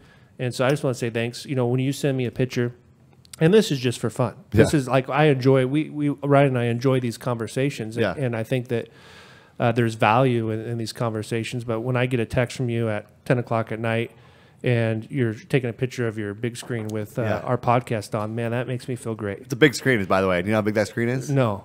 It's a 140-inch screen. Well, it looks about 6 inches on my phone. Yeah. That's a big screen, 140 inches. It's legit, man. Well, maybe I'll cut out the heavy metal shirts. Hey, whatever, if it works for you. No, but I think, it's a little late for New Year's resolutions because it's the 8th, but I think a great resolution that kind of carries everything we've talked about is, go find somebody to be a champion for. Yeah. And that could be your referral partners. It could be your coworkers. But that's been a big lesson from this podcast is how powerful it is if you could just pay attention to somebody else and be a champion for something they're doing. Yeah. Well, I've really enjoyed your podcasts, and I enjoy podcasts in general. So does Dave Savage, I know, because we're good friends as well.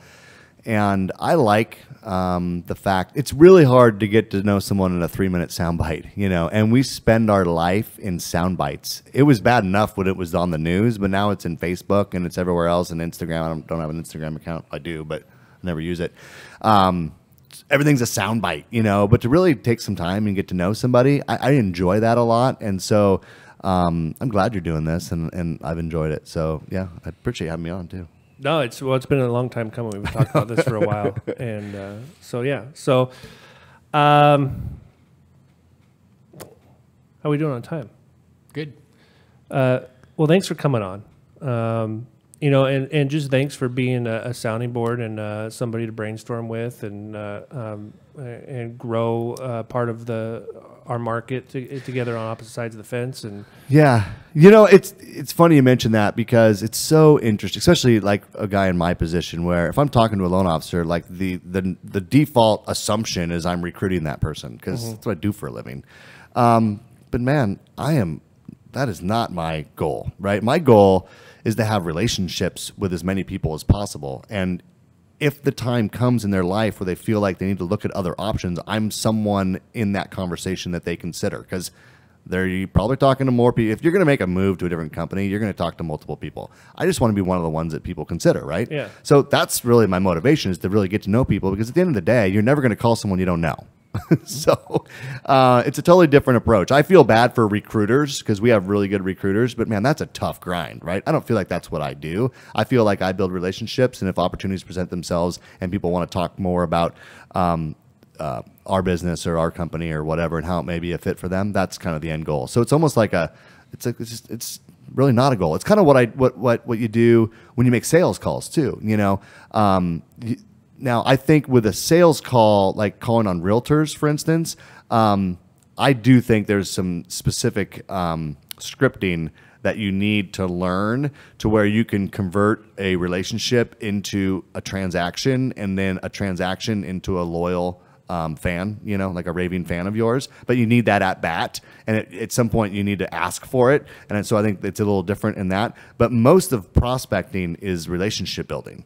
And I think that people forget that. They think I got to go out and I got to actually make a sale today. Now that would be great. But if you go out and don't make a sale, but you make 3 new relationships that you can then continue to kindle that relationship, that's a good day, and people forget about that. Absolutely. And I think that that's what makes this job fun. That's what makes this one of those last secret W-2 jobs where you can be as successful as you want to be. You can make a decent living, but you can also go out and create life-changing relationships with people you're doing business with.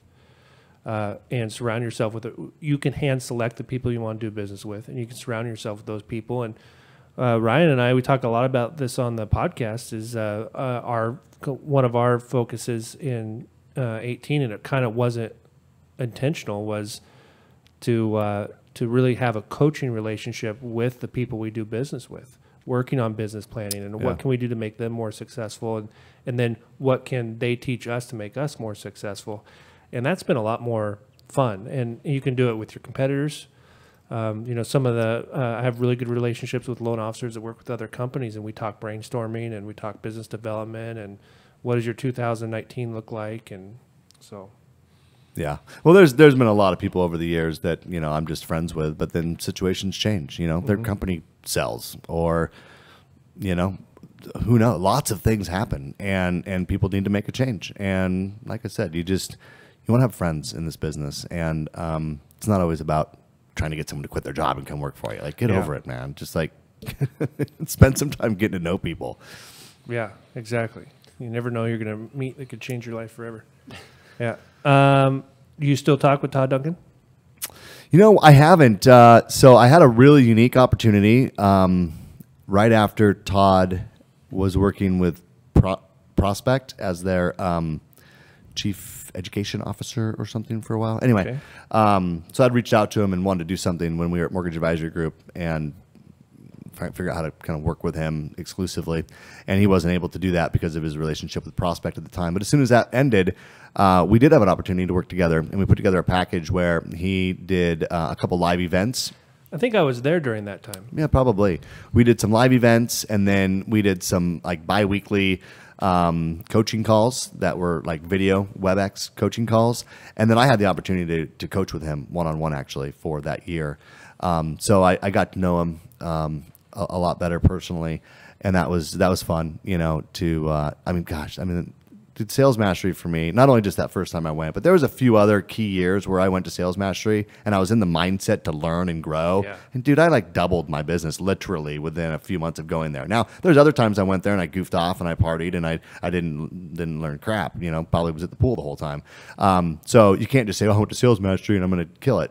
But if you go there with the right mindset, man, game changer. And it's not just Sales Mastery. It's just, you got to be in the right mindset to make a change. And then you have to seek out who's going to give you that knowledge and then actually implement what you learn. And so, no, I haven't talked to him personally, but when I go to Sales Mastery, we always connect, say hi, have a hug, and his wife's great. Tell him to come on the podcast. Yeah, there we go. Get him up here. Fly him up here. Yeah, no Maybe kidding. we'll do a local event, I bet when he's getting closer to Sales Mastery, he'll probably be up here doing some events. He Well, if usually you does hear that. he's up here, let me know. I'll let you know. I'll ping him. I'll text him. I'll ping him. Have you read Blue Fishing? I haven't. Sims? I have not read it yet, but I've seen it around, and I got a little backlog of Audible books to read. But Put that on your list. But sometimes it's fun to listen to podcasts totally outside of our industry. yeah, And he, I met him down at Sales Mastery in San Diego, and I was telling him about my podcast and trying to get him to come on. And he had recorded, I think he was like 20 episodes in of his podcast, but he hadn't released it yet. He just released it. So he has a back catalog he gets to release. okay. So check out his podcast. It's pretty good. Yeah. If you want like a little more crass way of doing business. I don't know what the book's even about. I mean, So I'm going to butcher his story. I'll tell it really quick. okay. So he was a mason in England, and through happenstance, he worked his way into Hong Kong, and ended up being a bouncer at a nightclub, and then worked his way into some celebrities and was being like security for them. I could be totally butchering this, but the company he runs now is, if you're a celebrity and you need something, you call him and he makes it happen. So he creates experiences for people. So like if you want to get married at the Vatican, then you call Steve and Steve makes it happen. Wow. And he goes into like how do you get into the Vatican to get married? I mean, you can't just call up and reserve the Vatican. Right. And so he talks about going to the Vatican and becoming friends with one of the nuns, and realized she had a flip phone, not a smartphone. So he sent her an iPhone. They were texting, and you totally worked into this situation where you can get the Vatican for these people to get married. And his clients are like Elton John. I think Elton John comes on his podcast. But now he does speaking. So he was at Sales Mastery last year and spoke on the last day. And his is pretty good. But his podcast is awesome. Out of the box, if you want some out of the box business ideas. And yeah. Talk about a nerve-wracking experience speaking at Sales Mastery, huh? Yeah. I wish I could. I don't think I ever saw you spoke, but I wish I could have seen you speak. It was nerve-wracking when I spoke, and I just spoke for 20 minutes. But my situation was a little different. Yeah. But yeah. Dude, I like had literally like an out of body experience the night before. I was freaked out, man. It was totally sketchy. It was one of those things that it's harder than you think mentally to get yourself prepared to go up in front of a group of people like that when you've never done it before. And that was. It went great. I don't have I think I have the video somewhere, but it's not like digital. I got like a CD or DVD of it or whatever. I mean, this was a couple of years ago. I have the audio though. If you want, I could email you the audio. I would love to listen to it. It's about 30 minutes or so. And were you up there with Todd or by with somebody? myself. You were by yourself Yeah, completely. yeah. I don't know if I could have done that. It was a challenge. Do you have a goal of doing more speaking like that? I don't know that it's currently on my goal. It should be. I enjoy it. I think it went well. The people that have listened to it said it went well. The audience applauded and they laughed a few times, and I thought it was good. So, yeah, I wouldn't mind doing more of that. If opportunities presented themselves, for sure. What was your topic? I talked about how I built a team so that I could transcend production and get into executive leadership, because at the time when I first started making that move, I was like either the top producer. I think in volume, I was the top producer for the company, and I had aspirations to be in leadership, and not that the company wouldn't support me in that growth, but my production was super important to the company, and so they built me incentive plans to be able to. They started giving me the title and started giving me the responsibility, but my compensation was still tied to production because they knew that that was important. Yeah. And so what they did is they said, well, at first I went from being just a loan officer to the sales manager. And they said, and so instead of giving me like override on everyone else's production, they said, we'll give you an extra 10 bips on your own production. So I wasn't able to let my production drop as I started taking on this responsibility. And so it was an interesting way of motivating somebody but for me it worked because they knew that I wanted to make more money. And the only way to do that was to keep my production up. But I also wanted to grow in the company and take on more responsibility. And so I just built a team to be able to make that transition and successfully did that for many years. So my talk was about, first I told a story about martial arts and about mastery. Maybe I'll share that in just a second. Yeah, sure. But then the rest of the speech was about it's basically 6 things that you have to consider when you're building a team. So yeah, it was about team building and making that move from top producing loan officer into, in my case, executive leadership. I was the president, COO. So this was at Mortgage Advisory Group? Yeah. Yeah. So how many years ago? When was that? What years? I want to say it was 2011 that I spoke. Yeah, so that was the year before I think I came on in 12, I think. But if you had to give that presentation now, yeah, would things with team building, the way the industry's changed? I'm going to do it. I think this year I'm going to do it probably on Facebook or YouTube. I'm going to recreate. Well, I noticed you've been starting to put out some of your own videos on YouTube. It's one of my goals this year. Yeah. No, I think it's totally relevant, man. The 6 things that I talked about in that were, I believe, timeless and absolutely relevant today. Yeah. Can you share some of those 6 things? I don't want to be a spoiler alert. Because where we're seeing that now more than ever is with agents building teams. Yeah. And you see one's doing the right way and one's doing it the wrong way. I think Tom Ferry had a big thing about that. I don't know that I could do all 6 of them in order right now. I mean, it's been so long since I have done it or listened to it. But really, it starts. One of the things that I did wrong the first couple times I tried hiring an assistant was I tried. Everyone says, "Oh, if I could just clone myself, like everything would be fine. I could just clone myself." And that's so people then take that and they apply that to hiring somebody as their first assistant, and they try to find someone like them. And so I talk about how that's like the absolute worst thing that you can do. A lot of guys will. I know you've known someone who did this. They're having a lot of success in their business, and the guy 3 doors down the hallway is not doing anything, and he's about ready to go broke and get out of the business. Like, you know what I should do? Why don't you? I mean, I can't. I have too many leads coming in. Why don't you come join my team and help me? Now you got these 2 loan officers that now have joined together and think that it was a smart idea to have a team. People do this all the time. Mm-hmm. And it is like the worst way to hire somebody is to hire someone who's got the same skill set or a similar skill set to you, in my opinion. Now, there might be a time where that's necessary in your team, but it's certainly not the first hire. And so I talk about, first of all, identifying the personality traits of what a person should what your first hire should look like, and it should absolutely be someone who complements your weaknesses. And so really identifying what that is. And then I talk about the process of hiring. The challenge with most loan officers is that, or real estate agents, I would argue, is that, well, first of all, a lot of us had never even been really through the interview process, right? Because in the mortgage business, if you're successful, you get recruited. So instead of a resume, you turn over a production report. It's just the way it is. Like, you don't do resumes and you don't go through that interview process.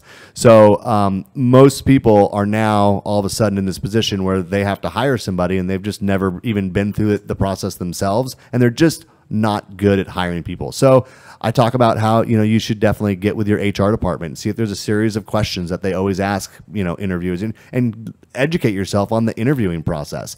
And that you need to have at least 3 interviews with a candidate. And I think they need to be at different times throughout the day. And one of those times absolutely needs to be at whatever time you plan on having them start in the morning. So if you have someone that you want to start at 7:30 every morning, don't interview them at 10 a.m. Okay, interview them at 7:30 in the morning, because then you'll see how they show up at 7:30. Are they ready to go? Are they alert? Are they whatever? Are they on time? Right. So I think 3 interviews is super important. I think. And I think educating yourself on how to interview somebody, or even bringing somebody into the interview with you who's done it a number of times, is very helpful. Even someone, an operations type, maybe an HR person, because they're just going to ask questions that you wouldn't even think to ask.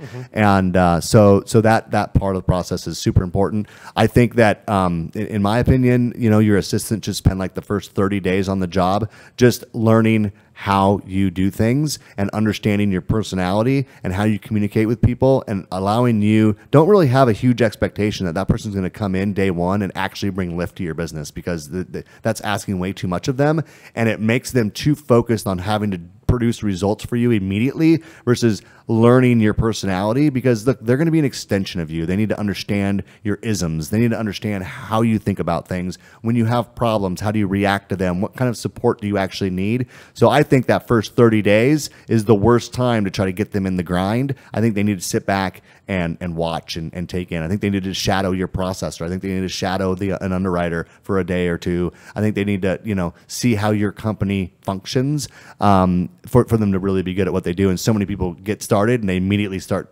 piling tasks on that person, because normally you're at the place where you're overwhelmed. You allow yourself to get overwhelmed before you hire an assistant. That's another issue that people do, is they're not strategic, and not that they should be. Maybe if they listen to this podcast, they'll give it some more thought. But you should know at what point you need to hire an assistant. So as you start approaching those milestones, you're already thinking about it. So you don't wait until you're way over your head and up to your eyeballs and alligators before you even think about it. So that first 30 days, I talk a little bit about that. And could you recommend that people set that as a goal? So like if I'm doing my 2019 business plan, my goal can be to get to this level by June, so I can hire an assistant in July and have them trained up by September, Absolutely. October. Yeah, that's great. Yeah, of course. I think that if you have production goals, you better think about how you're going to support that production in a way that doesn't crater the rest of your life. And I think an assistant, absolutely. I mean, I couldn't function today without my assistant. I mean, it's just, I've learned. Oh, I talk about delegation too. People are horrible. Most loan officers are absolute control freaks, and as well they should be, because at the end of the day, everything's your responsibility. So as a result of that, you don't let anything go. And I think it's a massive problem for people.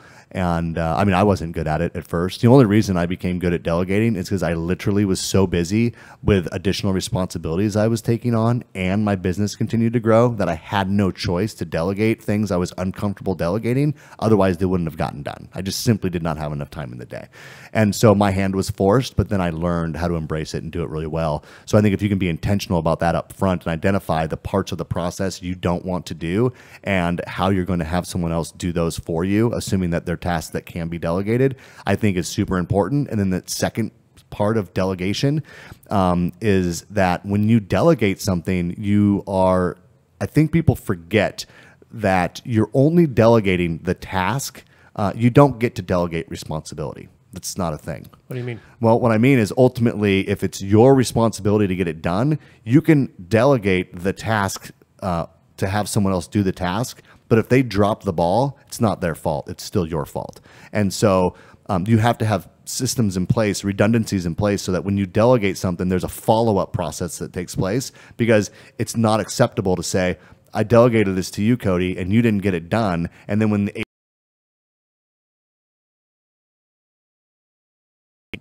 wasn't Cody's responsibility, it was my responsibility. So you delegate the task. You never can delegate the responsibility. Therefore, there has to be redundancies and follow-ups put in place to be able to make sure that it gets done, because ultimately you're responsible to do it. Mm-hmm. I love all that, and it just the way you describe that reminds me of Brian Frazier, who was my coach, And from a coaching standpoint, how involved he was, where he knew all of our staff by name. He knew their job descriptions. If I didn't have a written job description, he would help me write one. Business plans for them, and he knew what the response. I mean, he was that intimate with our business planning level, and he would hold me accountable to that.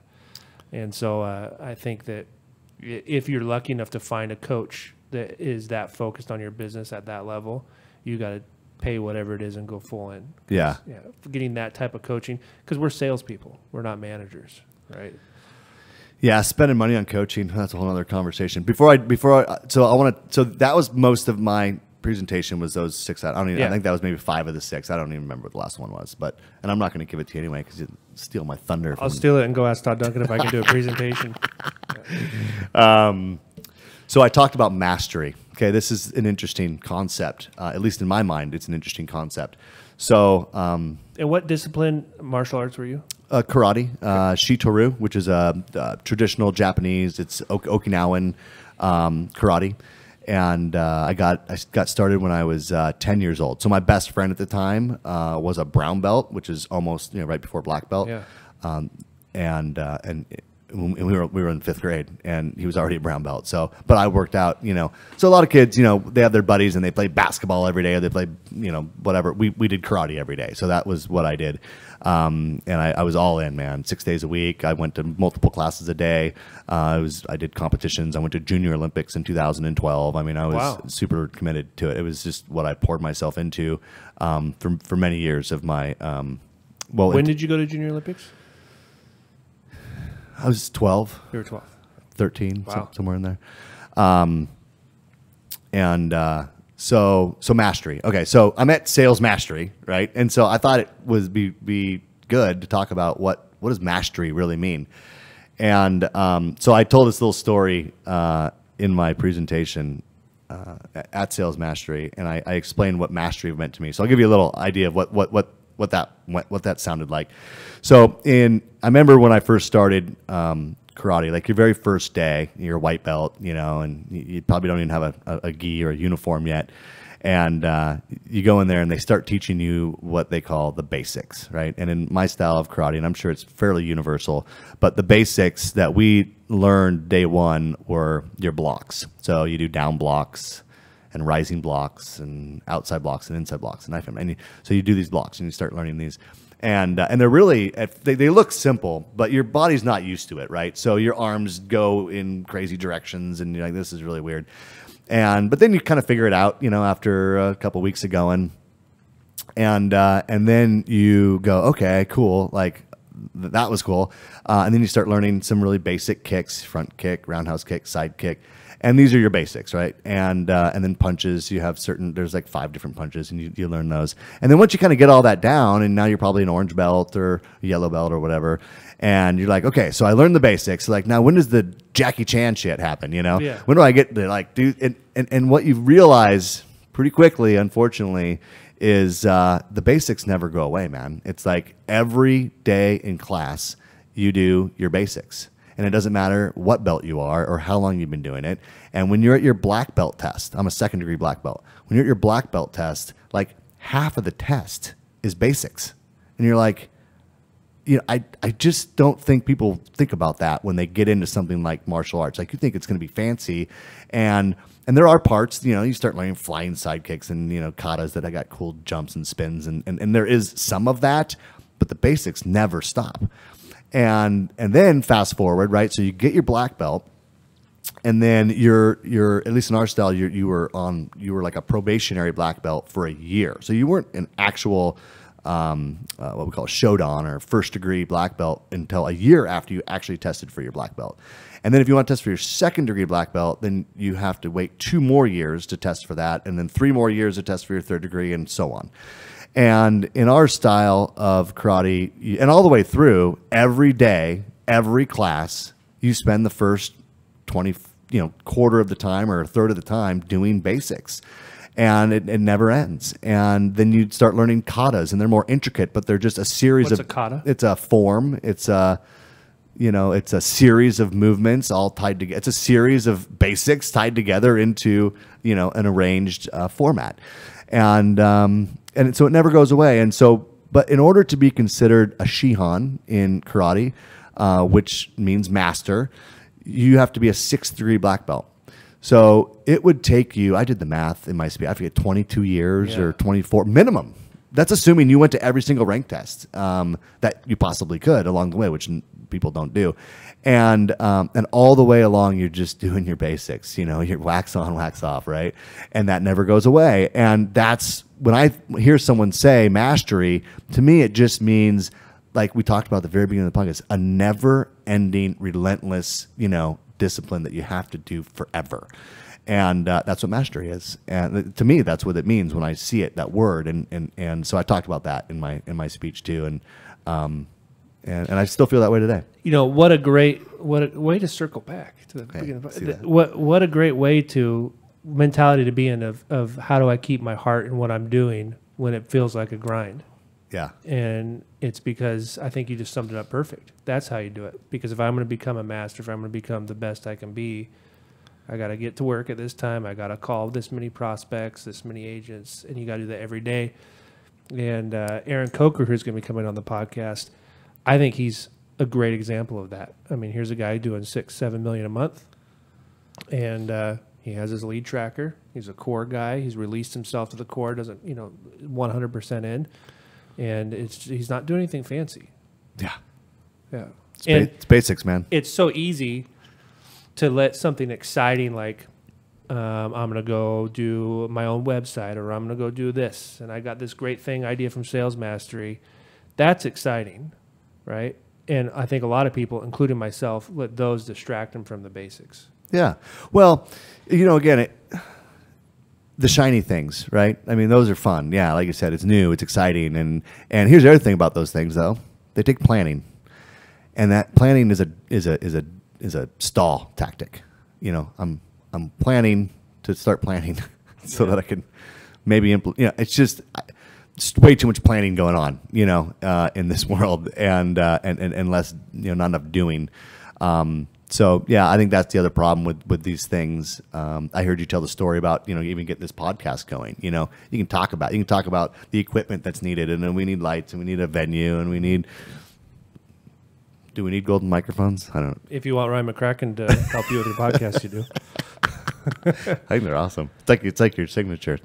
Well, it's call reluctance, right? So I did a small presentation in front of our office about call reluctance. And I think I broke it down into 3 forms. It's been a few years now. The first was your basic nervous to make the phone call. I can't really remember what the second one was. The third one was inaction, right? If you have a great idea, but you never act on it because you're fear of embarrassment, fear of failing, fear of the hard work, whatever it is. And then Ryan goes, like your podcast you've been talking about in front of everybody. And that was great accountability, because I think that's a great lesson right there, is just dive into it. And so a theme between Ryan and I lately has been no analysis by paralysis. So let's just dive into it. Pick a date. And not to cut you off, but here's something I've been doing, is started talking about being resolute and being intentional, is you don't have to plan a big project to exercise these disciplines. Everybody says, everybody has conversations, probably at least once a week, where you're with somebody and you're like, yeah, let's grab a coffee sometime. Or, yes, we got to go out to dinner again sometime. How about instead of saying, let's do this sometime, or if somebody says that to you, take out your calendar and schedule it right then. That's how this happened. Yeah, it is. And so I've been doing that a lot, and it works. Nobody's like, oh, no. They're like, yeah, let's take out our calendars and let's put something on there. Yeah. Well, in worst case, something comes up and you need to reschedule it. But now at least you have an appointment that you have to reschedule. Yeah. You just have to move it, right? So you didn't procrastinate. You just schedule it right there. Right. Here's the other thing about call reluctance. And, I think that one thing that causes massive call reluctance is a lack of scripting. And people have a hard time, and I did too, when I first heard that I need to have scripts and need to learn scripts. I'm like, I'm not going to have a script, But like, I just gave you the presentation, make it up. The one I said about the 6 things, or the one that was off the cuff, but dude, that's been rehearsed multiple times. I did that thing in front of 800,000 people. So that was a script, but I didn't follow the script when I said it to you, but I knew what I was going to say about those things. When I said, hey, I'm going to share this story with you about mastery. That was a script. It didn't come off like a script. So people get really hung up in their head and go, oh, no, I'm not a script guy. And it's like, you know what? First of all, get over yourself. And second of all, realize that being scripted doesn't mean that you got to be robotic like you're reading a script. We're not talking about having a piece of paper in front of you when you make a sales call and reading off of it. That's not what we mean when we mean scripting. I think a lot of people know this, but a lot of people don't know this. And when you say scripting, like, oh, not for me. And it's like, well, you know what? Shame on you then, because one of the things that will cause people to have call reluctance is they don't know what to say when they get in front of a prospect. And the only way to overcome that is have some scripts that can get conversations started. Or like I talked about, referability. When I take a borrower through a pre-qualification interview, I take control of that conversation and I follow a script. I do it on a yellow notepad. I know what questions I'm going to ask. And I've coached a number of people on that process, and they'll usually, especially a new loan officer, will take my script and they'll make it into like a worksheet and make photocopies and follow the worksheet. That's fine to get started. But the reality is that conversation is the exact same script every time I have it. But what that does is it creates the result that I needed. There's only so many ways to get to the answers to the questions you need to have to be able to tell someone what kind of financing you can offer them. And it's the same thing when you're making sales calls. You have to be scripted, man. You have to know how to overcome objections, because you're going to get objections. It doesn't mean you got to say it the exact same way, but you have to have an idea of the points that you need to make to counter their objection. And the way you articulate your words. Hunter Marcourt did a great little, wasn't a podcast, it was a little video he did where he's talking about calling real estate agents, setting appointments. And a lot of it was, I say this and then I stop. Right. And so I think being able to rehearse your scripts and rehearse the way you're going to say it's really important. And Doug Mendenhall, I don't know if you know Doug Mendenhall, he was the first guest on our podcast. He helped me big with scripts. And one thing I took away from listening to him talk, I don't know if he meant this to do this intentionally or not, but I would, at the time I was calling a lot of Zillow leads, right? And so you have to break down the call reluctance. Well, you have to break down the reluctance of the borrower. They don't want you, they may want your phone call, but you have about 5 seconds to gain their trust, right? And so I would write out a script and I would call and I would say that script 10 times. And then I would kind of keep track of how I did. And then I would change it a little bit. And then I listened to Doug speak, and he used the word help a lot. And so I did that with my initial script, is I changed that one word, I added the word help in there. And because I was keeping track, I immediately saw a big conversion, big change in my numbers where it was working. And if I wasn't using a script, I would have never figured that out. Right. I am a big script guy, and like my wife, I'm sure Ryan can too, if they know what phone call I'm on, they know what I'm saying. I mean, they could say it for me. And so I have people that come up and say, hey, can I see your scripts? Like, I really don't have them written down. They're just in my head, and I say it the same way every single time. Right. Well, you know, and first of all, if anyone's listening to this or ends up watching this who needs help with scripts, I would point them to, you mentioned Dave Savage and that Mortgage Coach YouTube huge page. Dude, there's scripts for days. Like, you don't need to go invent this stuff, man. It's out there. Like, just tune in, listen to Jeremy Forcier, there's a bunch of people who have really good scripts around a lot of, just figure it out, write them down, practice them. You know, for a while, I don't know if we used to run a lot of TV commercials back at MAG, and I was the voice of the TV and radio commercials, and I was in the commercials, and we would go down to the studio where we actually recorded them at King 5, which is the King 5 Seattle news station, and because they would let us record them there, and so we used like their green screen, like where they kind of like where they would do the weather report or whatever. And so there was a teleprompter. So I had a script, and they'd put on the teleprompter, and I would read through it, a 30-second commercial or 15-second commercial, and everyone was just like blown away that they called me One Take Tony, and it was because I could read through it on the teleprompter and I would nail it the first time. And we might do a second or third take just so when they're doing the editing, if there was something that didn't quite look right, but I was kind of known as One Take Tony.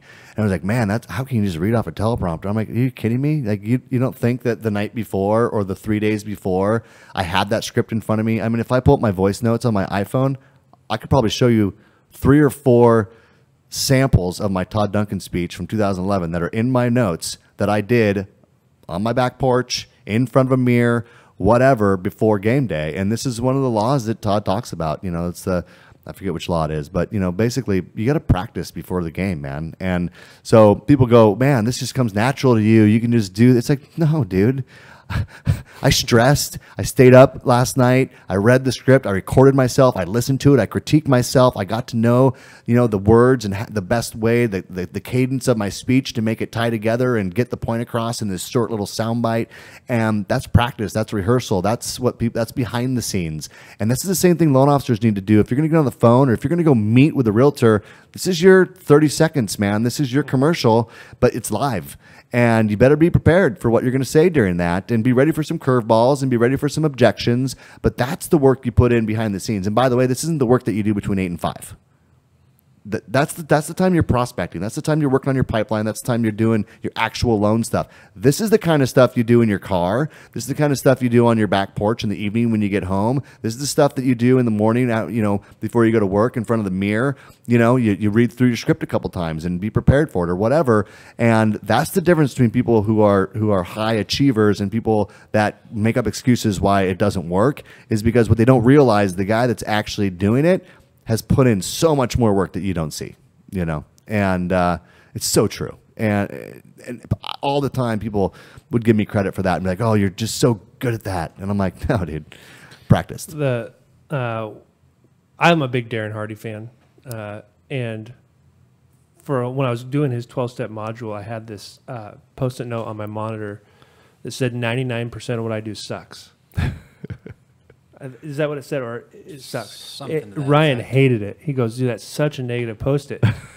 But that was the point. Is he used examples like Bono and Oprah, where you see them on stage, or you see Oprah's show, but what you don't see is all the tour bus and the hotels and the work and the business and the writing of the songs and the fight. You don't see all of that, but they do 99% of what they do isn't fun. The reward is that 1% of performing. And so kind of on that same point, that little Post-it note, I had to take it down because I was sick of Ryan complaining about it. But that was just the kind of reminder. And I just needed it at that point. Yeah. I needed to know, like, look, this isn't the fun part. The fun part is the consultations, the getting to take people to the signing, to getting to celebrate their home ownership, getting to make a good living, the success. But without those daily disciplines and... So, yeah, 99%. It's not that bad. No, that's probably an exaggeration. It's like 19%. Yeah. It's the 80-20 rule, I'm pretty sure. That was more my point, but we digress. Well, it's just like in the karate, doing the basics for 25 minutes probably wasn't the most fun part of the class. No, it wasn't. Yeah. Fighting was the funnest part. Yeah. And, it was a real drag today hearing my buddy said, my heart's just not in it. And I think everything we talked about today, and I love the passion you showed when you were talking about how I think we just answered it. This is how you keep your heart going. Dude, I don't know. It'd be hard if your self-talk is that I'm not into it. Well, and there could be outside factors coming into play that it could be a temporary thing, but I think we all know people in this industry and other industry where the heart's just not in it. Well, here's the thing: is like this industry's, I would argue maybe going to be more difficult this year than it was last year. But I've been saying this for 20 years. I can't possibly think of a different industry that I could be in where I could apply the skills I have, the things I like to do, and have the freedom that I have and make the kind of money that I make. it's inconceivable to me that I could do something different. And so therefore failure is not an option. And I have to figure it out, because literally, for me, in my mind, there is no other alternative that I could do to achieve my income goals and continue to have the life that I have and the savings that I have and set my family up the way that I want to set them up for the future. I don't know of any other way of doing that. Maybe there is, but in my mind, there's not. Therefore, I have to learn the skills, adapt with the changes in this industry, and figure out how to continue to be a top performer. Here's another thing that I always told myself in my head. I was not the kind of person who said I need to be the very best at something. And I don't think you need to be the very best at something. There's always someone better. And some people, that's their drive, is I'm going to be the very best. Okay, that's fine. I think you should be the best version of yourself. But here's what I do think is super important. I think that you need to be in the top 20% of anything that you do.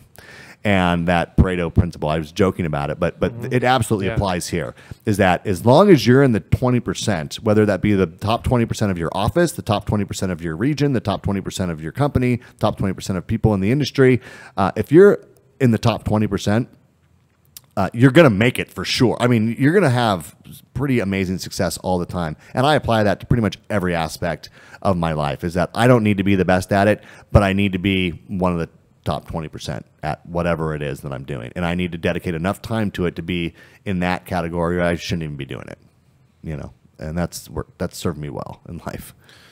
Well, I think that's a great way to end a podcast, where we talked a lot about having heart. We talked a lot about being resolute. And I got to give credit to Bill Hart again for the resolute. I don't want to steal that. That's his, man. That's where I got it. Give him credit. He can come on the podcast and claim the credit. Not over Skype. No, but I mean,